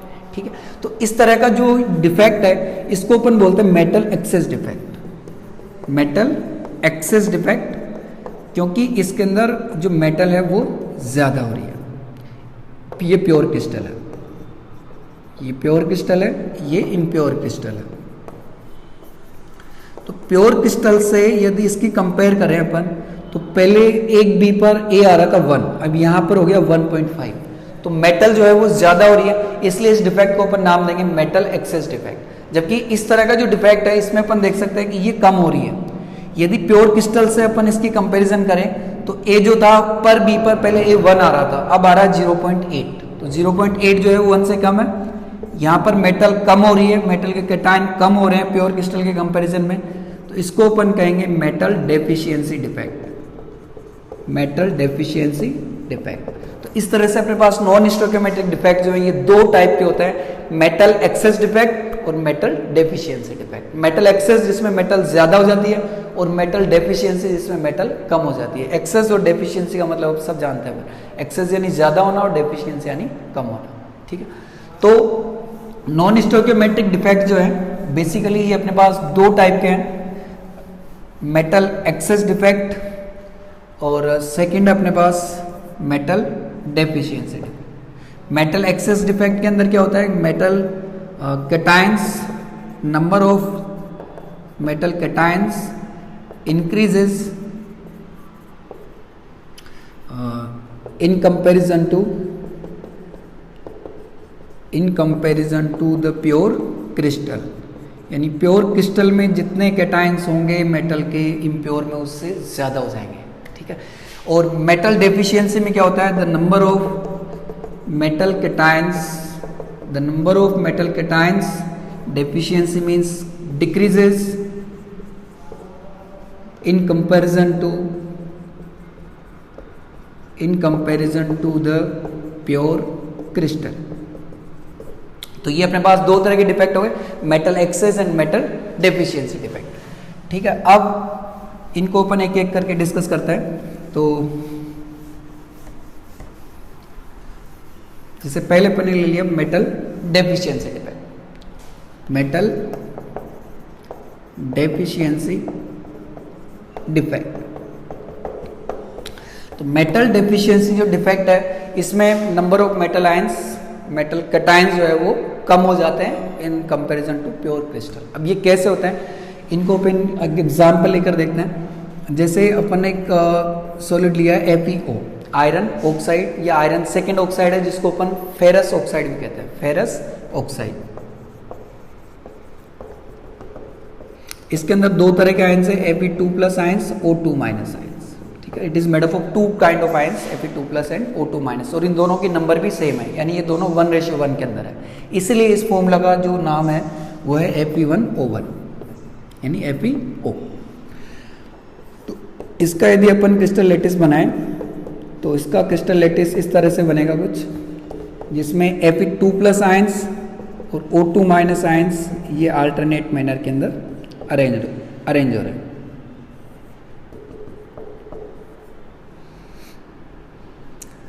अब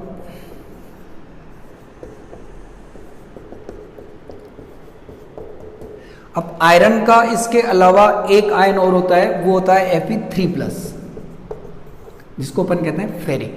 ठीक है, तो यहां पर जो Fe2+ आयंस हैं ये Fe3+ आयन से रिप्लेस होते हैं, यानी कि सीधा सा है मेटल डेफिशिएंसी डिफेक्ट में जो मेटल आयंस हैं वो उसी मेटल के हाई ऑक्सीडेशन नंबर के आयन से रिप्लेस हो जाते हैं। ठीक है, और इस तरह का डिफेक्ट भी इन्हीं तरह के सॉलिड्स में होता है जिसमें आयन मेटल का जो है वो एक से ज़्यादा तरह के आयंस बनाती है, जैसे Sn2+, Sn4+, तो Sn2+ रिप्लेस हो जाएंगे Sn4+ से, Cu+, Cu2+, तो Cu+ रिप्लेस हो जाएंगे Cu2+ से। तो ये तो चेंज है, इसके अंदर होता क्या है, इसके अंदर मेटल कैटायन जो है वो उसी मेटल के हायर ऑक्सीडेशन नंबर के कैटायन से रिप्लेस हो जाते हैं। ठीक है, और ये कितने नंबर में होता है, ये उतने ही नंबर में होता है जिससे कि न्यूट्रलिटी बनी रहे। जैसे अपन ने इम्प्योरिटी और इम्प्योर जो अपने पास इम्प्योरिटी डिफेक्ट था उसके अंदर देखा था। ठीक है, इम्प्योरिटी डिफेक्ट इससे अलग कैसे है, इम्प्योरिटी डिफेक्ट में दूसरे आयन आते हैं, दूसरी मेटल के कैटायन आते हैं, और इसके अंदर उसी मेटल के हायर ऑक्सीडेशन नंबर के कैटायन आते हैं। ठीक है, ये अब इसको अपन रिप्लेस कैसे करेंगे, Fe2+ की जगह पे अपन ला रहे हैं Fe3+, Fe2+ की जगह पे आ रहा है Fe3+, तो सीधा सा है इसमें यदि अपन इसका बैलेंस देखें चार्ज का, तो 3 Fe2+ के जगह पर 2 Fe3+ आने चाहिए, क्योंकि 3 Fe2+ के अंदर जो चार्ज है वो है +6 और 2 Fe3+ के अंदर चार्ज जो है ये भी है अपने पास +6, तो +6 चार्ज हटा दिया और +6 चार्ज इसमें ऐड कर दिया, इससे न्यूट्रलिटी पे कोई इफेक्ट नहीं पड़ेगा, यानी कि 3 Fe2+ फेरस आयंस के प्लेस पर 2 Fe3+ यानी फेरिक आयन आएंगे। तो अपने यहां से 3 Fe2+ आयंस को हटा देते हैं, 1, ये 2 और ये 3, 3 Fe2+ को रिमूव कर दिया, इसकी जगह पर आएगा अपने पास 2 Fe3+, यानी यहाँ पे Fe3+ और यहाँ पर Fe3+, ये जो जगह है वो कम रह गई, ये जगह इसमें वैकेंसी रह गई। ठीक है, तो ये इसका चेंज है। अब इसमें अपन ये देखते हैं कि मेटल डेफिशिएंसी कैसे आई। ठीक है, चेंज क्या हुआ अपन ने देख लिया कि मेटल कैटायंस उसी मेटल के हायर ऑक्सीडेशन नंबर के कैटायन से रिप्लेस हो जाते हैं। अब इसमें मेटल डेफिशिएंसी सीधी आ रही है कि पहले जैसे अपन ने काउंट किया हो इस क्रिस्टल के अंदर, तो Fe जो थे 1 2 3 4 5 1 2 3 4 5 और 6 आयरन थे। 2+ 3+ से मतलब नहीं है, आयरन 6 थे, ऑक्सीजन भी 6 थे। ठीक है, जब यहां पर अपन ने Fe2+ को लिया था, ये प्योर क्रिस्टल है, तो प्योर क्रिस्टल का फॉर्मूला ये था। अब इम्प्योर जो क्रिस्टल है उसके अंदर यहां पे अपन ने लिया Fe3+, यहां पर भी लिया Fe3+, ये एम्प्टी स्पेस है। तो अब जो आयरन है वो रह गए 5 और ऑक्सीजन रह गए 6, आयरन 5 रह गए 1 2 3 4 5, एक जगह एम्प्टी है, यानी कि इसमें जो मेटल्स की जो नंबर है वो प्योर क्रिस्टल के कंपैरिजन में कम हो गई, इसलिए इसको नाम देते हैं मेटल डेफिशिएंसी डिफेक्ट। ठीक है, तो अल्टीमेटली अब किसी भी आयन को अपन रिप्लेस करें, Sn2+ को यदि 4+ से रिप्लेस करेंगे, Cu+ को Cu2+ से रिप्लेस करेंगे, तो उनकी जो नंबर है अल्टीमेटली कम ही होगी, क्योंकि जैसे अपन यहाँ पे जैसे देखते हैं तो 2 Cu2+ के प्लेस पर केवल 1 Cu2+ आएगा, यानी कि एक जगह खाली रहेगी। इसमें भी यदि अपन देखते हैं तो Sn2+ और Sn4+ के अंदर, तो 2 Sn2+ के प्लेस पर 1 Sn4+ को लाना होगा, इसमें भी एक जगह खाली रहेगी, तो मेटल कम हो जाती है। जब अपन किसी मेटल को उसके हायर ऑक्सीडेशन नंबर के कैटायन से रिप्लेस करेंगे तो अल्टीमेटली मेटल कम होगी ही होगी। तो इस तरह के डिफेक्ट को अपन कहते हैं मेटल डेफिशिएंसी डिफेक्ट। ठीक है, तो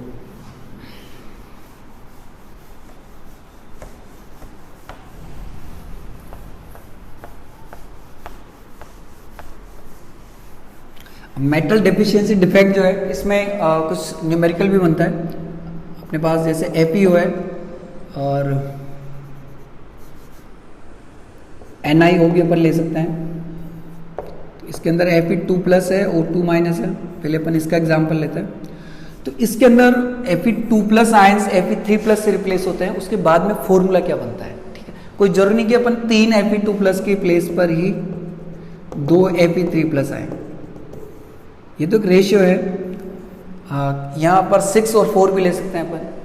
अल्टीमेटली ये है कि ये 3x होंगे और ये 2x होंगे, ठीक है। तो अपने सपोज एक प्योर क्रिस्टल है,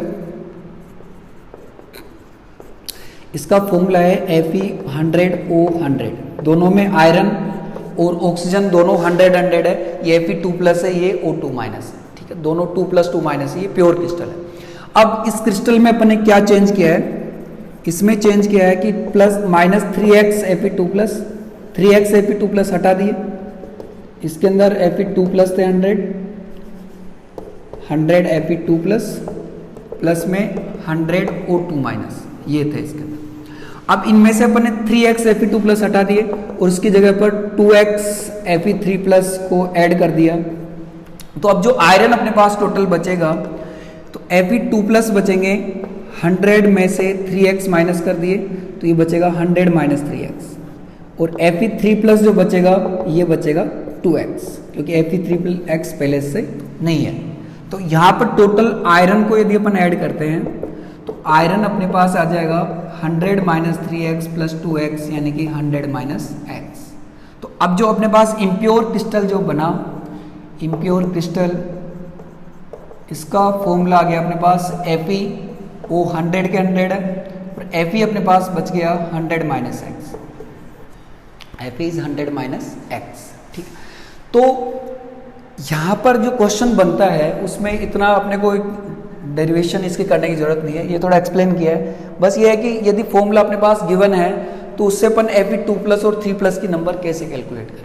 तो फॉर्मूले से पहले अपन x की वैल्यू निकालते हैं और उस x की वैल्यू को यहाँ पर पुट कर देते हैं, सिंपल, ठीक है। जैसे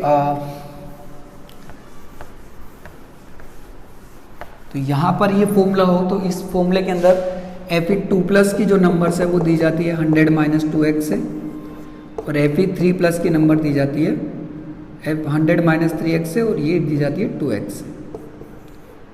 यानी यदि इम्प्योर क्रिस्टल का ये फॉर्मूला हो Fe 100 - x, जिसमें Fe 100 में से x कम हो गए, ठीक है। तो इसमें से Fe2+ का कंट्रीब्यूशन इतना होता है, Fe3+ का इतना होता है, टोटल जुड़ के इतने आ जाते हैं, ठीक है। बस ये है।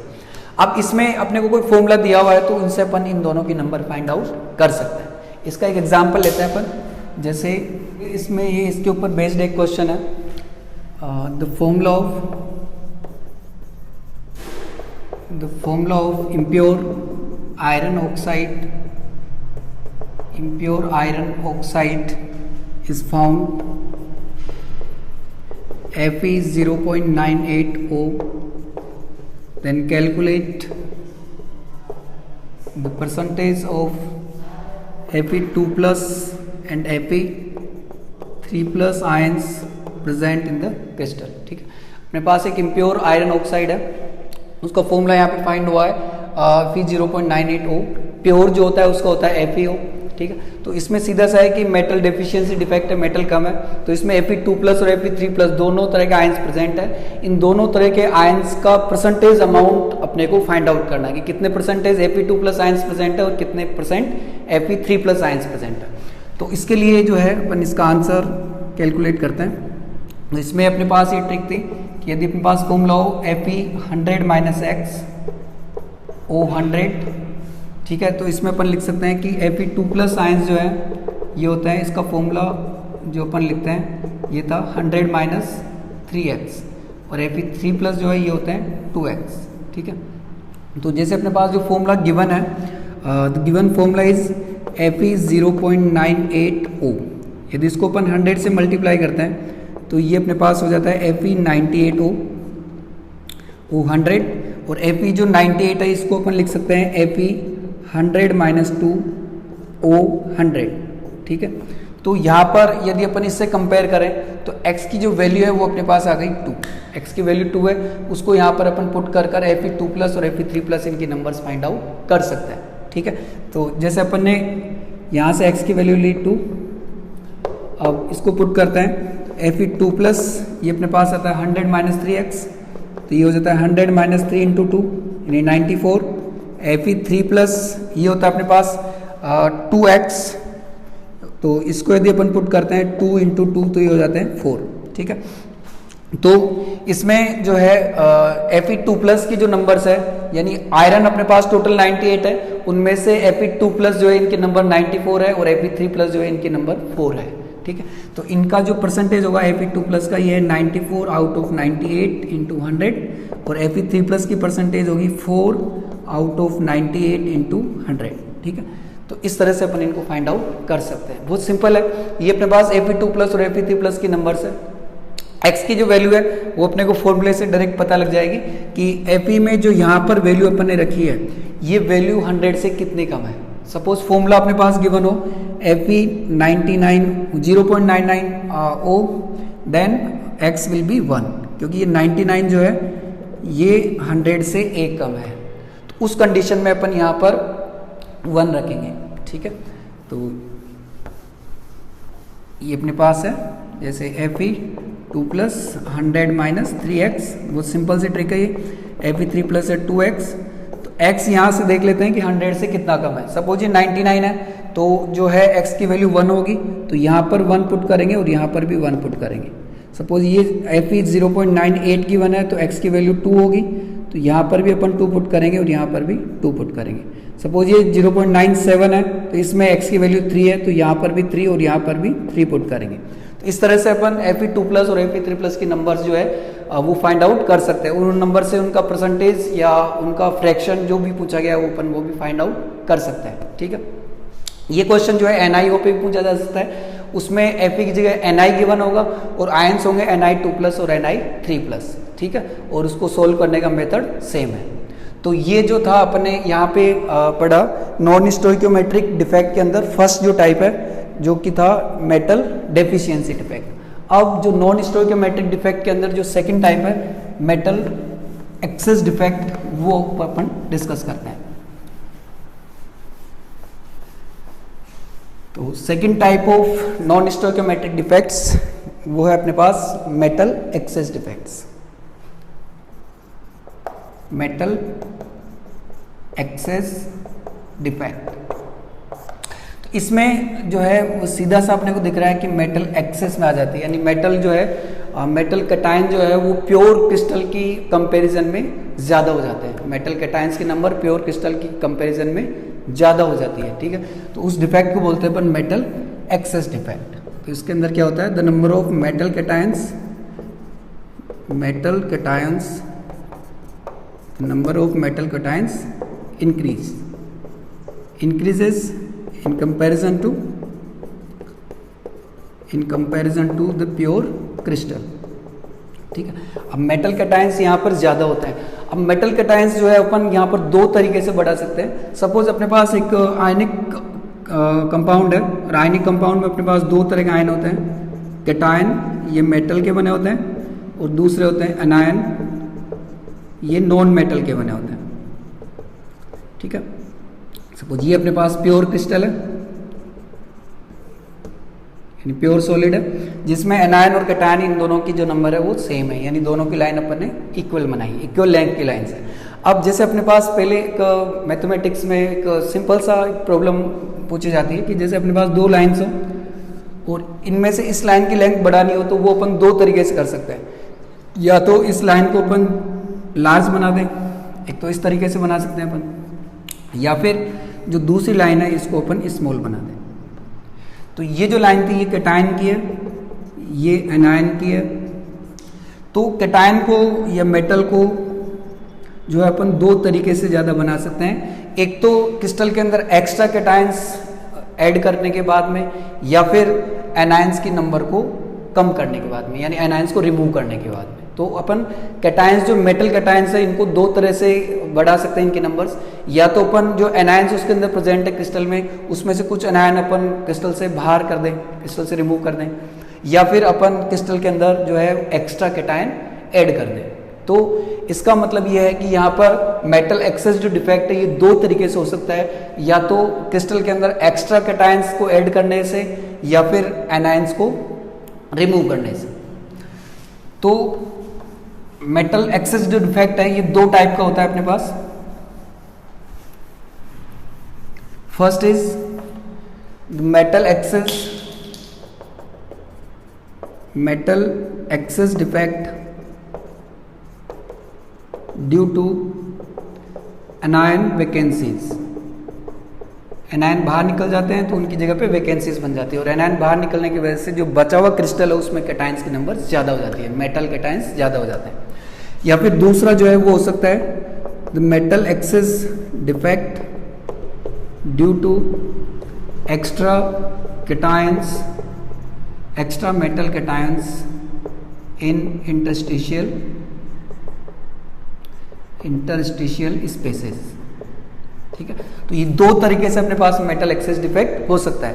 अब इसमें अपन फर्स्ट टाइप डिस्कस करते हैं पहले, metal excess defect due to anion vacancies. तो इसके अंदर क्या होता है कि एनायंस बाहर चले जाते हैं और उनकी वजह से जो बचा हुआ क्रिस्टल है उसमें मेटल की जो है यानी मेटल कैटायंस की एक्सेस आ जाती है। इसका एक एग्जांपल लेते हैं सीधा सा अपन। एक कंडीशन है, suppose when NaCl is kept in the contact of the vapor of Na या Na वेपर एनवायरनमेंट के अंदर है, उसके कांटेक्ट में अपन ने रखा है NaCl को, उसके कांटेक्ट में NaCl को रखा है। तो इस कंडीशन के अंदर क्या होगा, इस कंडीशन के अंदर मेटल एक्सेस डिफेक्ट होगा। ये कैसे होगा, जैसे सपोज अपने पास NaCl क्रिस्टल है, प्योर NaCl क्रिस्टल अपन बनाते हैं जिसके सेंटर में अपन ने Cl माइनस आयन को रखा है। तो ये अपने पास NaCl का क्रिस्टल है जिसके अंदर दो तरह के आयंस आ रहे हैं, Na प्लस आयंस और Cl माइनस आयंस। अब यहाँ पर जब इस क्रिस्टल को अपन ने सोडियम वेपर के कांटेक्ट में रखा है तो यहाँ जो Cl माइनस आयन है सेंटर से ये क्रिस्टल से बाहर आ जाएगा, ये यहां से निकल गया और ये बन गई एनायन वैकेंसी। एनायन के निकलने के कारण वैकेंसी बन रही है, वॉइड बन रहा है, एम्प्टी स्पेस बन रहा है, इसलिए इसको बोलते हैं अपन एनायन वैकेंसी। और यहां पर अपन देख सकते हैं कि बचा हुआ जो क्रिस्टल है उसमें क्लोरीन जो है उसके कंपैरिजन में जो है सोडियम वो ज्यादा हो गई। जैसे पहले अपन देखें तो क्लोरीन 5 थी, सोडियम जो थे वो अपने पास 4 थे। जैसे एक और ले लेते हैं अपन तो सोडियम Na+, तो पहले जो क्रिस्टल था उसमें Na+ 6 थे, Cl माइनस भी Na+ 5 थे और Cl माइनस भी 5 थे। लेकिन ये बाहर निकलने के बाद में Cl माइनस को यहां से अपन ने रिमूव कर दिया, तो अब जो है वो Na+, ये अपन पहले की बात करते हैं 6 थे, अब एक बाहर निकल गया अपने पास, ये 5 थे। अब एक Cl माइनस को अपन ने बाहर निकाला है तो Cl माइनस की नंबर अब 4 हो गई। तो इस कारण जो Na+ है इनकी नंबर पहले से Cl माइनस के कंपैरिजन में अब ज्यादा है। पहले ये रेशियो 1:1 था, अब ये रेशियो 1:1 से ज्यादा है। तो इस तरीके से यहाँ पर मेटल एक्सेस में आ जाती है। ये तो फर्स्ट थिंग थी। अब इसके बाद में जो दूसरी चीज है कि ये अपन ने पहले भी डिस्कस किया है कि कोई भी डिफेक्ट हो, कोई सा भी डिफेक्ट हो, चाहे stoichiometric, non stoichiometric, impurity defect, उन सभी के अंदर सॉलिड की जो न्यूट्रलिटी है, क्रिस्टल की न्यूट्रलिटी है वो मेंटेन रहती है। यानी कि टोटल पॉजिटिव चार्ज होता है वो टोटल नेगेटिव चार्ज के इक्वल रहता है और कोई चेंज हो या ना हो। ठीक, अब यह है कि जैसे Cl माइनस को अपन यहां से निकाला है तो अब ये क्रिस्टल न्यूट्रल नहीं है, क्योंकि बचे हुए क्रिस्टल में देखो प्लस जो है 5 है, 1 2 3 4 5, जबकि माइनस अपने पास 1 2 3 4 ही है। ठीक है, मेटल को तो अपने ज्यादा बना दिया, वो ठीक है, वो हो सकता है, लेकिन कभी भी जो चार्ज है, एक तरह का चार्ज दूसरे तरह के चार्ज से ज्यादा नहीं हो सकता। तो यहां पर अपने को इस कंडीशन में इसके अंदर एक माइनस की रिक्वायरमेंट है और वो रिक्वायरमेंट पूरी होगी इलेक्ट्रॉन से, यानी इस एनायन वैकेंसी के अंदर जो है एक इलेक्ट्रॉन आ जाएगा। तो अब जो है अपने पास जो माइनस थे वो भी कितने हो गए, 5 हो गए। 4 तो Cl माइनस के हो गए और एक इलेक्ट्रॉन का, यानी अब ये जो क्रिस्टल है ये न्यूट्रल है। ठीक है, यानी अब जो क्रिस्टल है वो न्यूट्रल हो गए। तो इस तरह से अपन न्यूट्रलिटी बनाए रखते हैं। तो इसमें अपने पास दो चेंजेस हो रहे हैं इस तरह के डिफेक्ट के अंदर। एक तो सेंटर से अपने पास जो एनायन है वो रिमूव होकर क्रिस्टल से बाहर आ जाता है, उसमें वैकेंसी बन जाती है। और दूसरा ये है कि उस एनायन वैकेंसी के अंदर एक इलेक्ट्रॉन आ जाता है। ठीक है, ये इलेक्ट्रॉन कहाँ से आता है ये भी अपन देख सकते हैं। जैसे Na की वेपर थी जिसके अंदर Na एटम्स है, Cl माइनस क्रिस्टल से आया है, तो ये दोनों जुड़ के बना लेंगे NaCl एनवायरनमेंट में, और इसका जो माइनस है वो निकल जाएगा इलेक्ट्रॉन की फॉर्म में, तो ये इलेक्ट्रॉन यहाँ पर आ जाता है। ठीक है, इस तरीके से ये जो डिफेक्ट है वो होता है। अब ये जो इलेक्ट्रॉन है, अब जैसे अपन डिस्कस कर रहे हैं तो कि वेरिएशन कहाँ पे आता है, वेरिएशन अपन ने बता दिया कहाँ पे आ रहा है कि अनायन जो है वो सेंटर से बाहर आ जाता है और उसकी जगह पे इलेक्ट्रॉन आ रहा है। दूसरा ये है कि अपन ये डिस्कस कर रहे हैं कि डिफेक्ट्स जो है वो सॉलिड की फिजिकल प्रॉपर्टीज को कैसे इफेक्ट कर रहे हैं। तो ये जो इलेक्ट्रॉन यहाँ पे आया ये इसके कलर को इफेक्ट करेगा। ठीक है, यहाँ पर ये जो इलेक्ट्रॉन है ये विजिबल लाइट से कुछ लाइट अब्जॉर्व करके एक्साइटेड हो जाता है, और उसकी वजह से ये जो डिफेक्टिव जो अपने पास क्रिस्टल है इसको कलर प्रोवाइड करवाता है। यहाँ पर NaCl का जो कलर है ये हो जाता है येलो। यहाँ पे जो NaCl है ये इसका कलर हो जाता है येलो। तो ये जो इलेक्ट्रॉन है, ये इलेक्ट्रॉन का जो सेंटर है, इलेक्ट्रॉन का जो सेंटर है, ये इलेक्ट्रॉन कंटेनिंग जो सेंटर है ये इसको कलर प्रोवाइड करवा रहा है, इसलिए इस सेंटर को बोलते हैं अपन कलर सेंटर। कलर सेंटर ये इसका एक नेम हो रहा है एफ सेंटर। एफ सेंटर यहाँ जर्मन वर्ड फार्बर जेनेटर से लिया गया है। तो फार्बर जेनेटर जो होता है वो भी कलर का इक्विवेलेंट, यानी कलर को अपन जर्मन में फार्बर जेनेटर बोलते हैं। ठीक है, तो इस तरीके से अपन यहाँ पर कलर आता है। तो यहाँ पर जो है इसके कुछ और एग्जाम्पल्स हैं। तो when NaCl is kept in the contact of Na vapor then it becomes yellow, then NaCl becomes yellow। अब इसी कंडीशन में सपोज अपने पास और एग्जांपल ले सकते हैं इसी तरह के, इसी के इक्विवेलेंट। जैसे LiCl को अपन Li वेपर की कांटेक्ट में रखते हैं, लिथियम क्लोराइड को लिथियम वेपर की कांटेक्ट में रखते हैं, तो उसमें भी ये होगा, या Na+ की जगह अपन Li+ लेना होगा, Li+।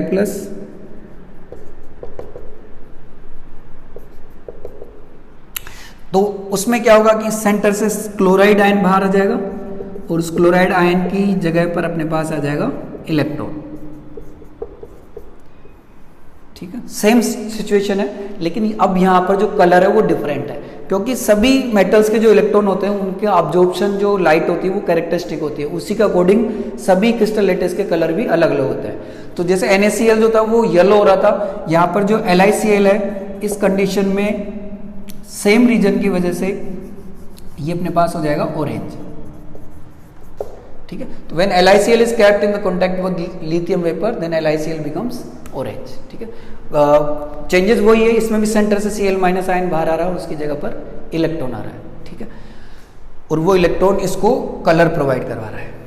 अब जो नेक्स्ट है वो अपन KCl ले सकते हैं। जैसे KCl को जो है वो अपन पोटेशियम वेपर की कांटेक्ट में रखते हैं, तो उस कंडीशन में जो KCl है ये अपने पास हो जाता है violet.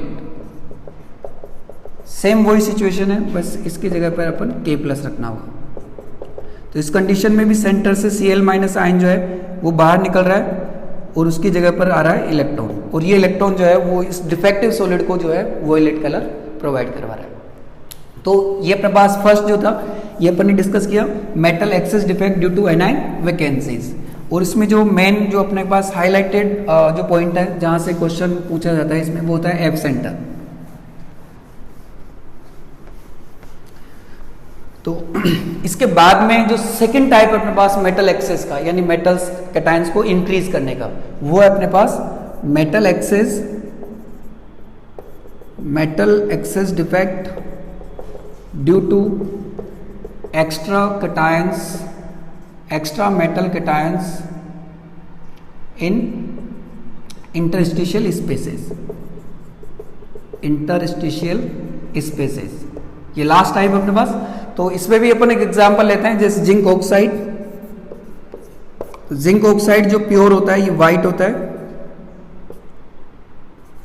Pure zinc oxide is white. When it is heated then it becomes yellow, and the reason is metal excess defect due to extra cations. ठीक है, इसको थोड़ा अपन समझते हैं। देखो जिंक ऑक्साइड जो है ये दो तरह के आयन से मिलकर बना है, Zn2+ और O2-। ठीक है, और वैलेंसी सेम होने की वजह से इन दोनों के नंबर भी सेम है। सेम नंबर के अंदर Zn2+ और O2- आयन जो है वो जिंक ऑक्साइड क्रिस्टल लेटिस में प्रेजेंट होते हैं। लेकिन जब इसको अपन हीट करते हैं तो यहाँ पे जो ऑक्साइड आयन है O2- आयन ये इलेक्ट्रॉन देकर न्यूट्रल हो जाता है, ठीक है। और न्यूट्रल होने के बाद में बना लेते हैं ऑक्सीजन। जैसे O यहाँ पे लिखा है अपने 2 इलेक्ट्रॉन की फॉर्म में निकाल दिया, और O को अपन लिख सकते हैं हाफ O2। तो ये जो O2 है यहाँ पे बनी है, ये इवोल्व हो जाएगी, और जो बचा हुआ क्रिस्टल है उसके अंदर Zn2+ आयंस की नंबर कंपेरेटिवली ज्यादा होगी, ठीक है। पहले O2- और Zn2+ सेम थे, अब Zn2+ ज्यादा हो जाएंगे O2- से, क्योंकि कुछ O2- आयन जो है वो O2 गैस के रूप में इवोल्व हो गए, ठीक है। और ये Zn2+ और ये जो इलेक्ट्रॉन है ये बचे हुए इंटरस्टिशियल स्पेस के अंदर चले जाएंगे, ठीक। और ये जो इलेक्ट्रॉन है ये अपन जानते हैं कि फ्री इलेक्ट्रॉन यदि इंटरस्टिशियल स्पेस में प्रेजेंट है तो ये उसको सीधा सा है कलर प्रोवाइड करवाएंगे। जैसे इसको अपन और अच्छी तरह समझते हैं, जैसे जिंक ऑक्साइड प्योर अपन बनाते हैं तो ये Zn2+ आयंस है और O2- आयंस, ये दो तरह के आयन से मिलकर बना हुआ है, O2- एंड Zn2+, ठीक है। अब जैसे यहां पर एक लेयर और बना लेते हैं हम, O2- Zn2+, O2- Zn2+, ठीक है। अब इसको जब अपन हीट करेंगे तो हीट करने के बाद क्या होगा, जैसे ये प्योर जिंक ऑक्साइड है,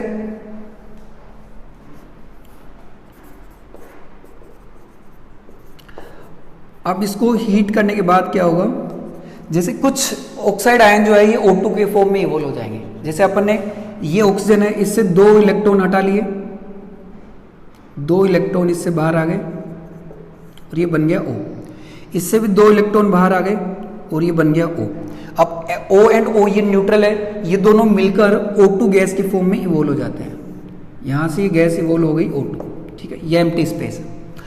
अब यहाँ जो फर्स्ट लेयर है इसमें अपने पास 4 इलेक्ट्रॉन है और 2 Zn2+ आयंस है, ठीक है। ये ध्यान से देखना है, पहले जो था वो Zn2+ आयन और O2- इक्वल थे, ठीक है। जब यहाँ O2- था तो अपन इसको काउंट कर सकते हैं 1 2 3 4 5 6 Zn2+ थे और 6 ये अपने पास O2- आयंस थे।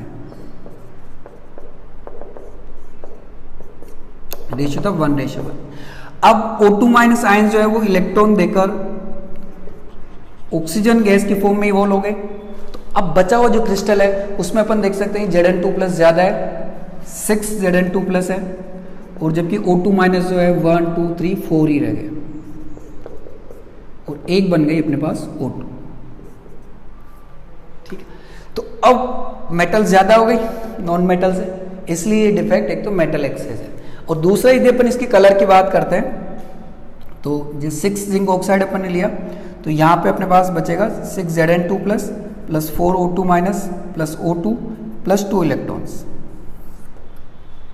तो अब यहाँ पे कलर जो है वो कैसे आएगा, ये Zn2+ आयंस और इलेक्ट्रॉन्स, अब यहाँ पे इनके बीच में कोई बॉन्डिंग नहीं रहेगी क्योंकि ये एम्प्टी स्पेस है। तो ये Zn2+ आयंस जो है यहाँ से और यहाँ से, ये यहाँ से हट के आ जाएंगे इंटरस्टिशियल स्पेस के अंदर और ये इलेक्ट्रॉन्स पे आ जाएंगे।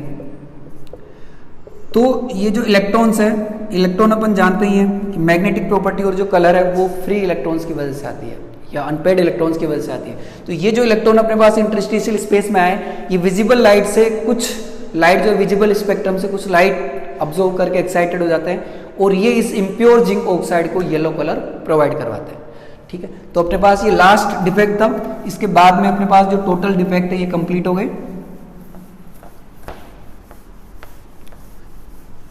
तो एक थोड़ा सा अपन लास्ट में एक फाइनल रिव्यू ले लेते हैं कि कितने तरह के डिफेक्ट अपन ने पढ़े। वो पॉइंट डिफेक्ट और दूसरा अपने पास लीनियर डिफेक्ट। लीनियर डिफेक्ट अपन ने पढ़े नहीं, पॉइंट डिफेक्ट अपने पास 3 टाइप के हैं, स्टोइकियोमेट्रिक डिफेक्ट, इम्प्योरिटी डिफेक्ट और तीसरा है नॉन स्टोइकियोमेट्रिक डिफेक्ट। और ये जो है ये 4 थे अपने पास, वैकेंसी डिफेक्ट, दूसरा था इंटरस्टिशियल डिफेक्ट, तीसरा था शॉर्टकी या फ्रैंकल और फोर्थ था इसमें शॉर्टकी डिफेक्ट।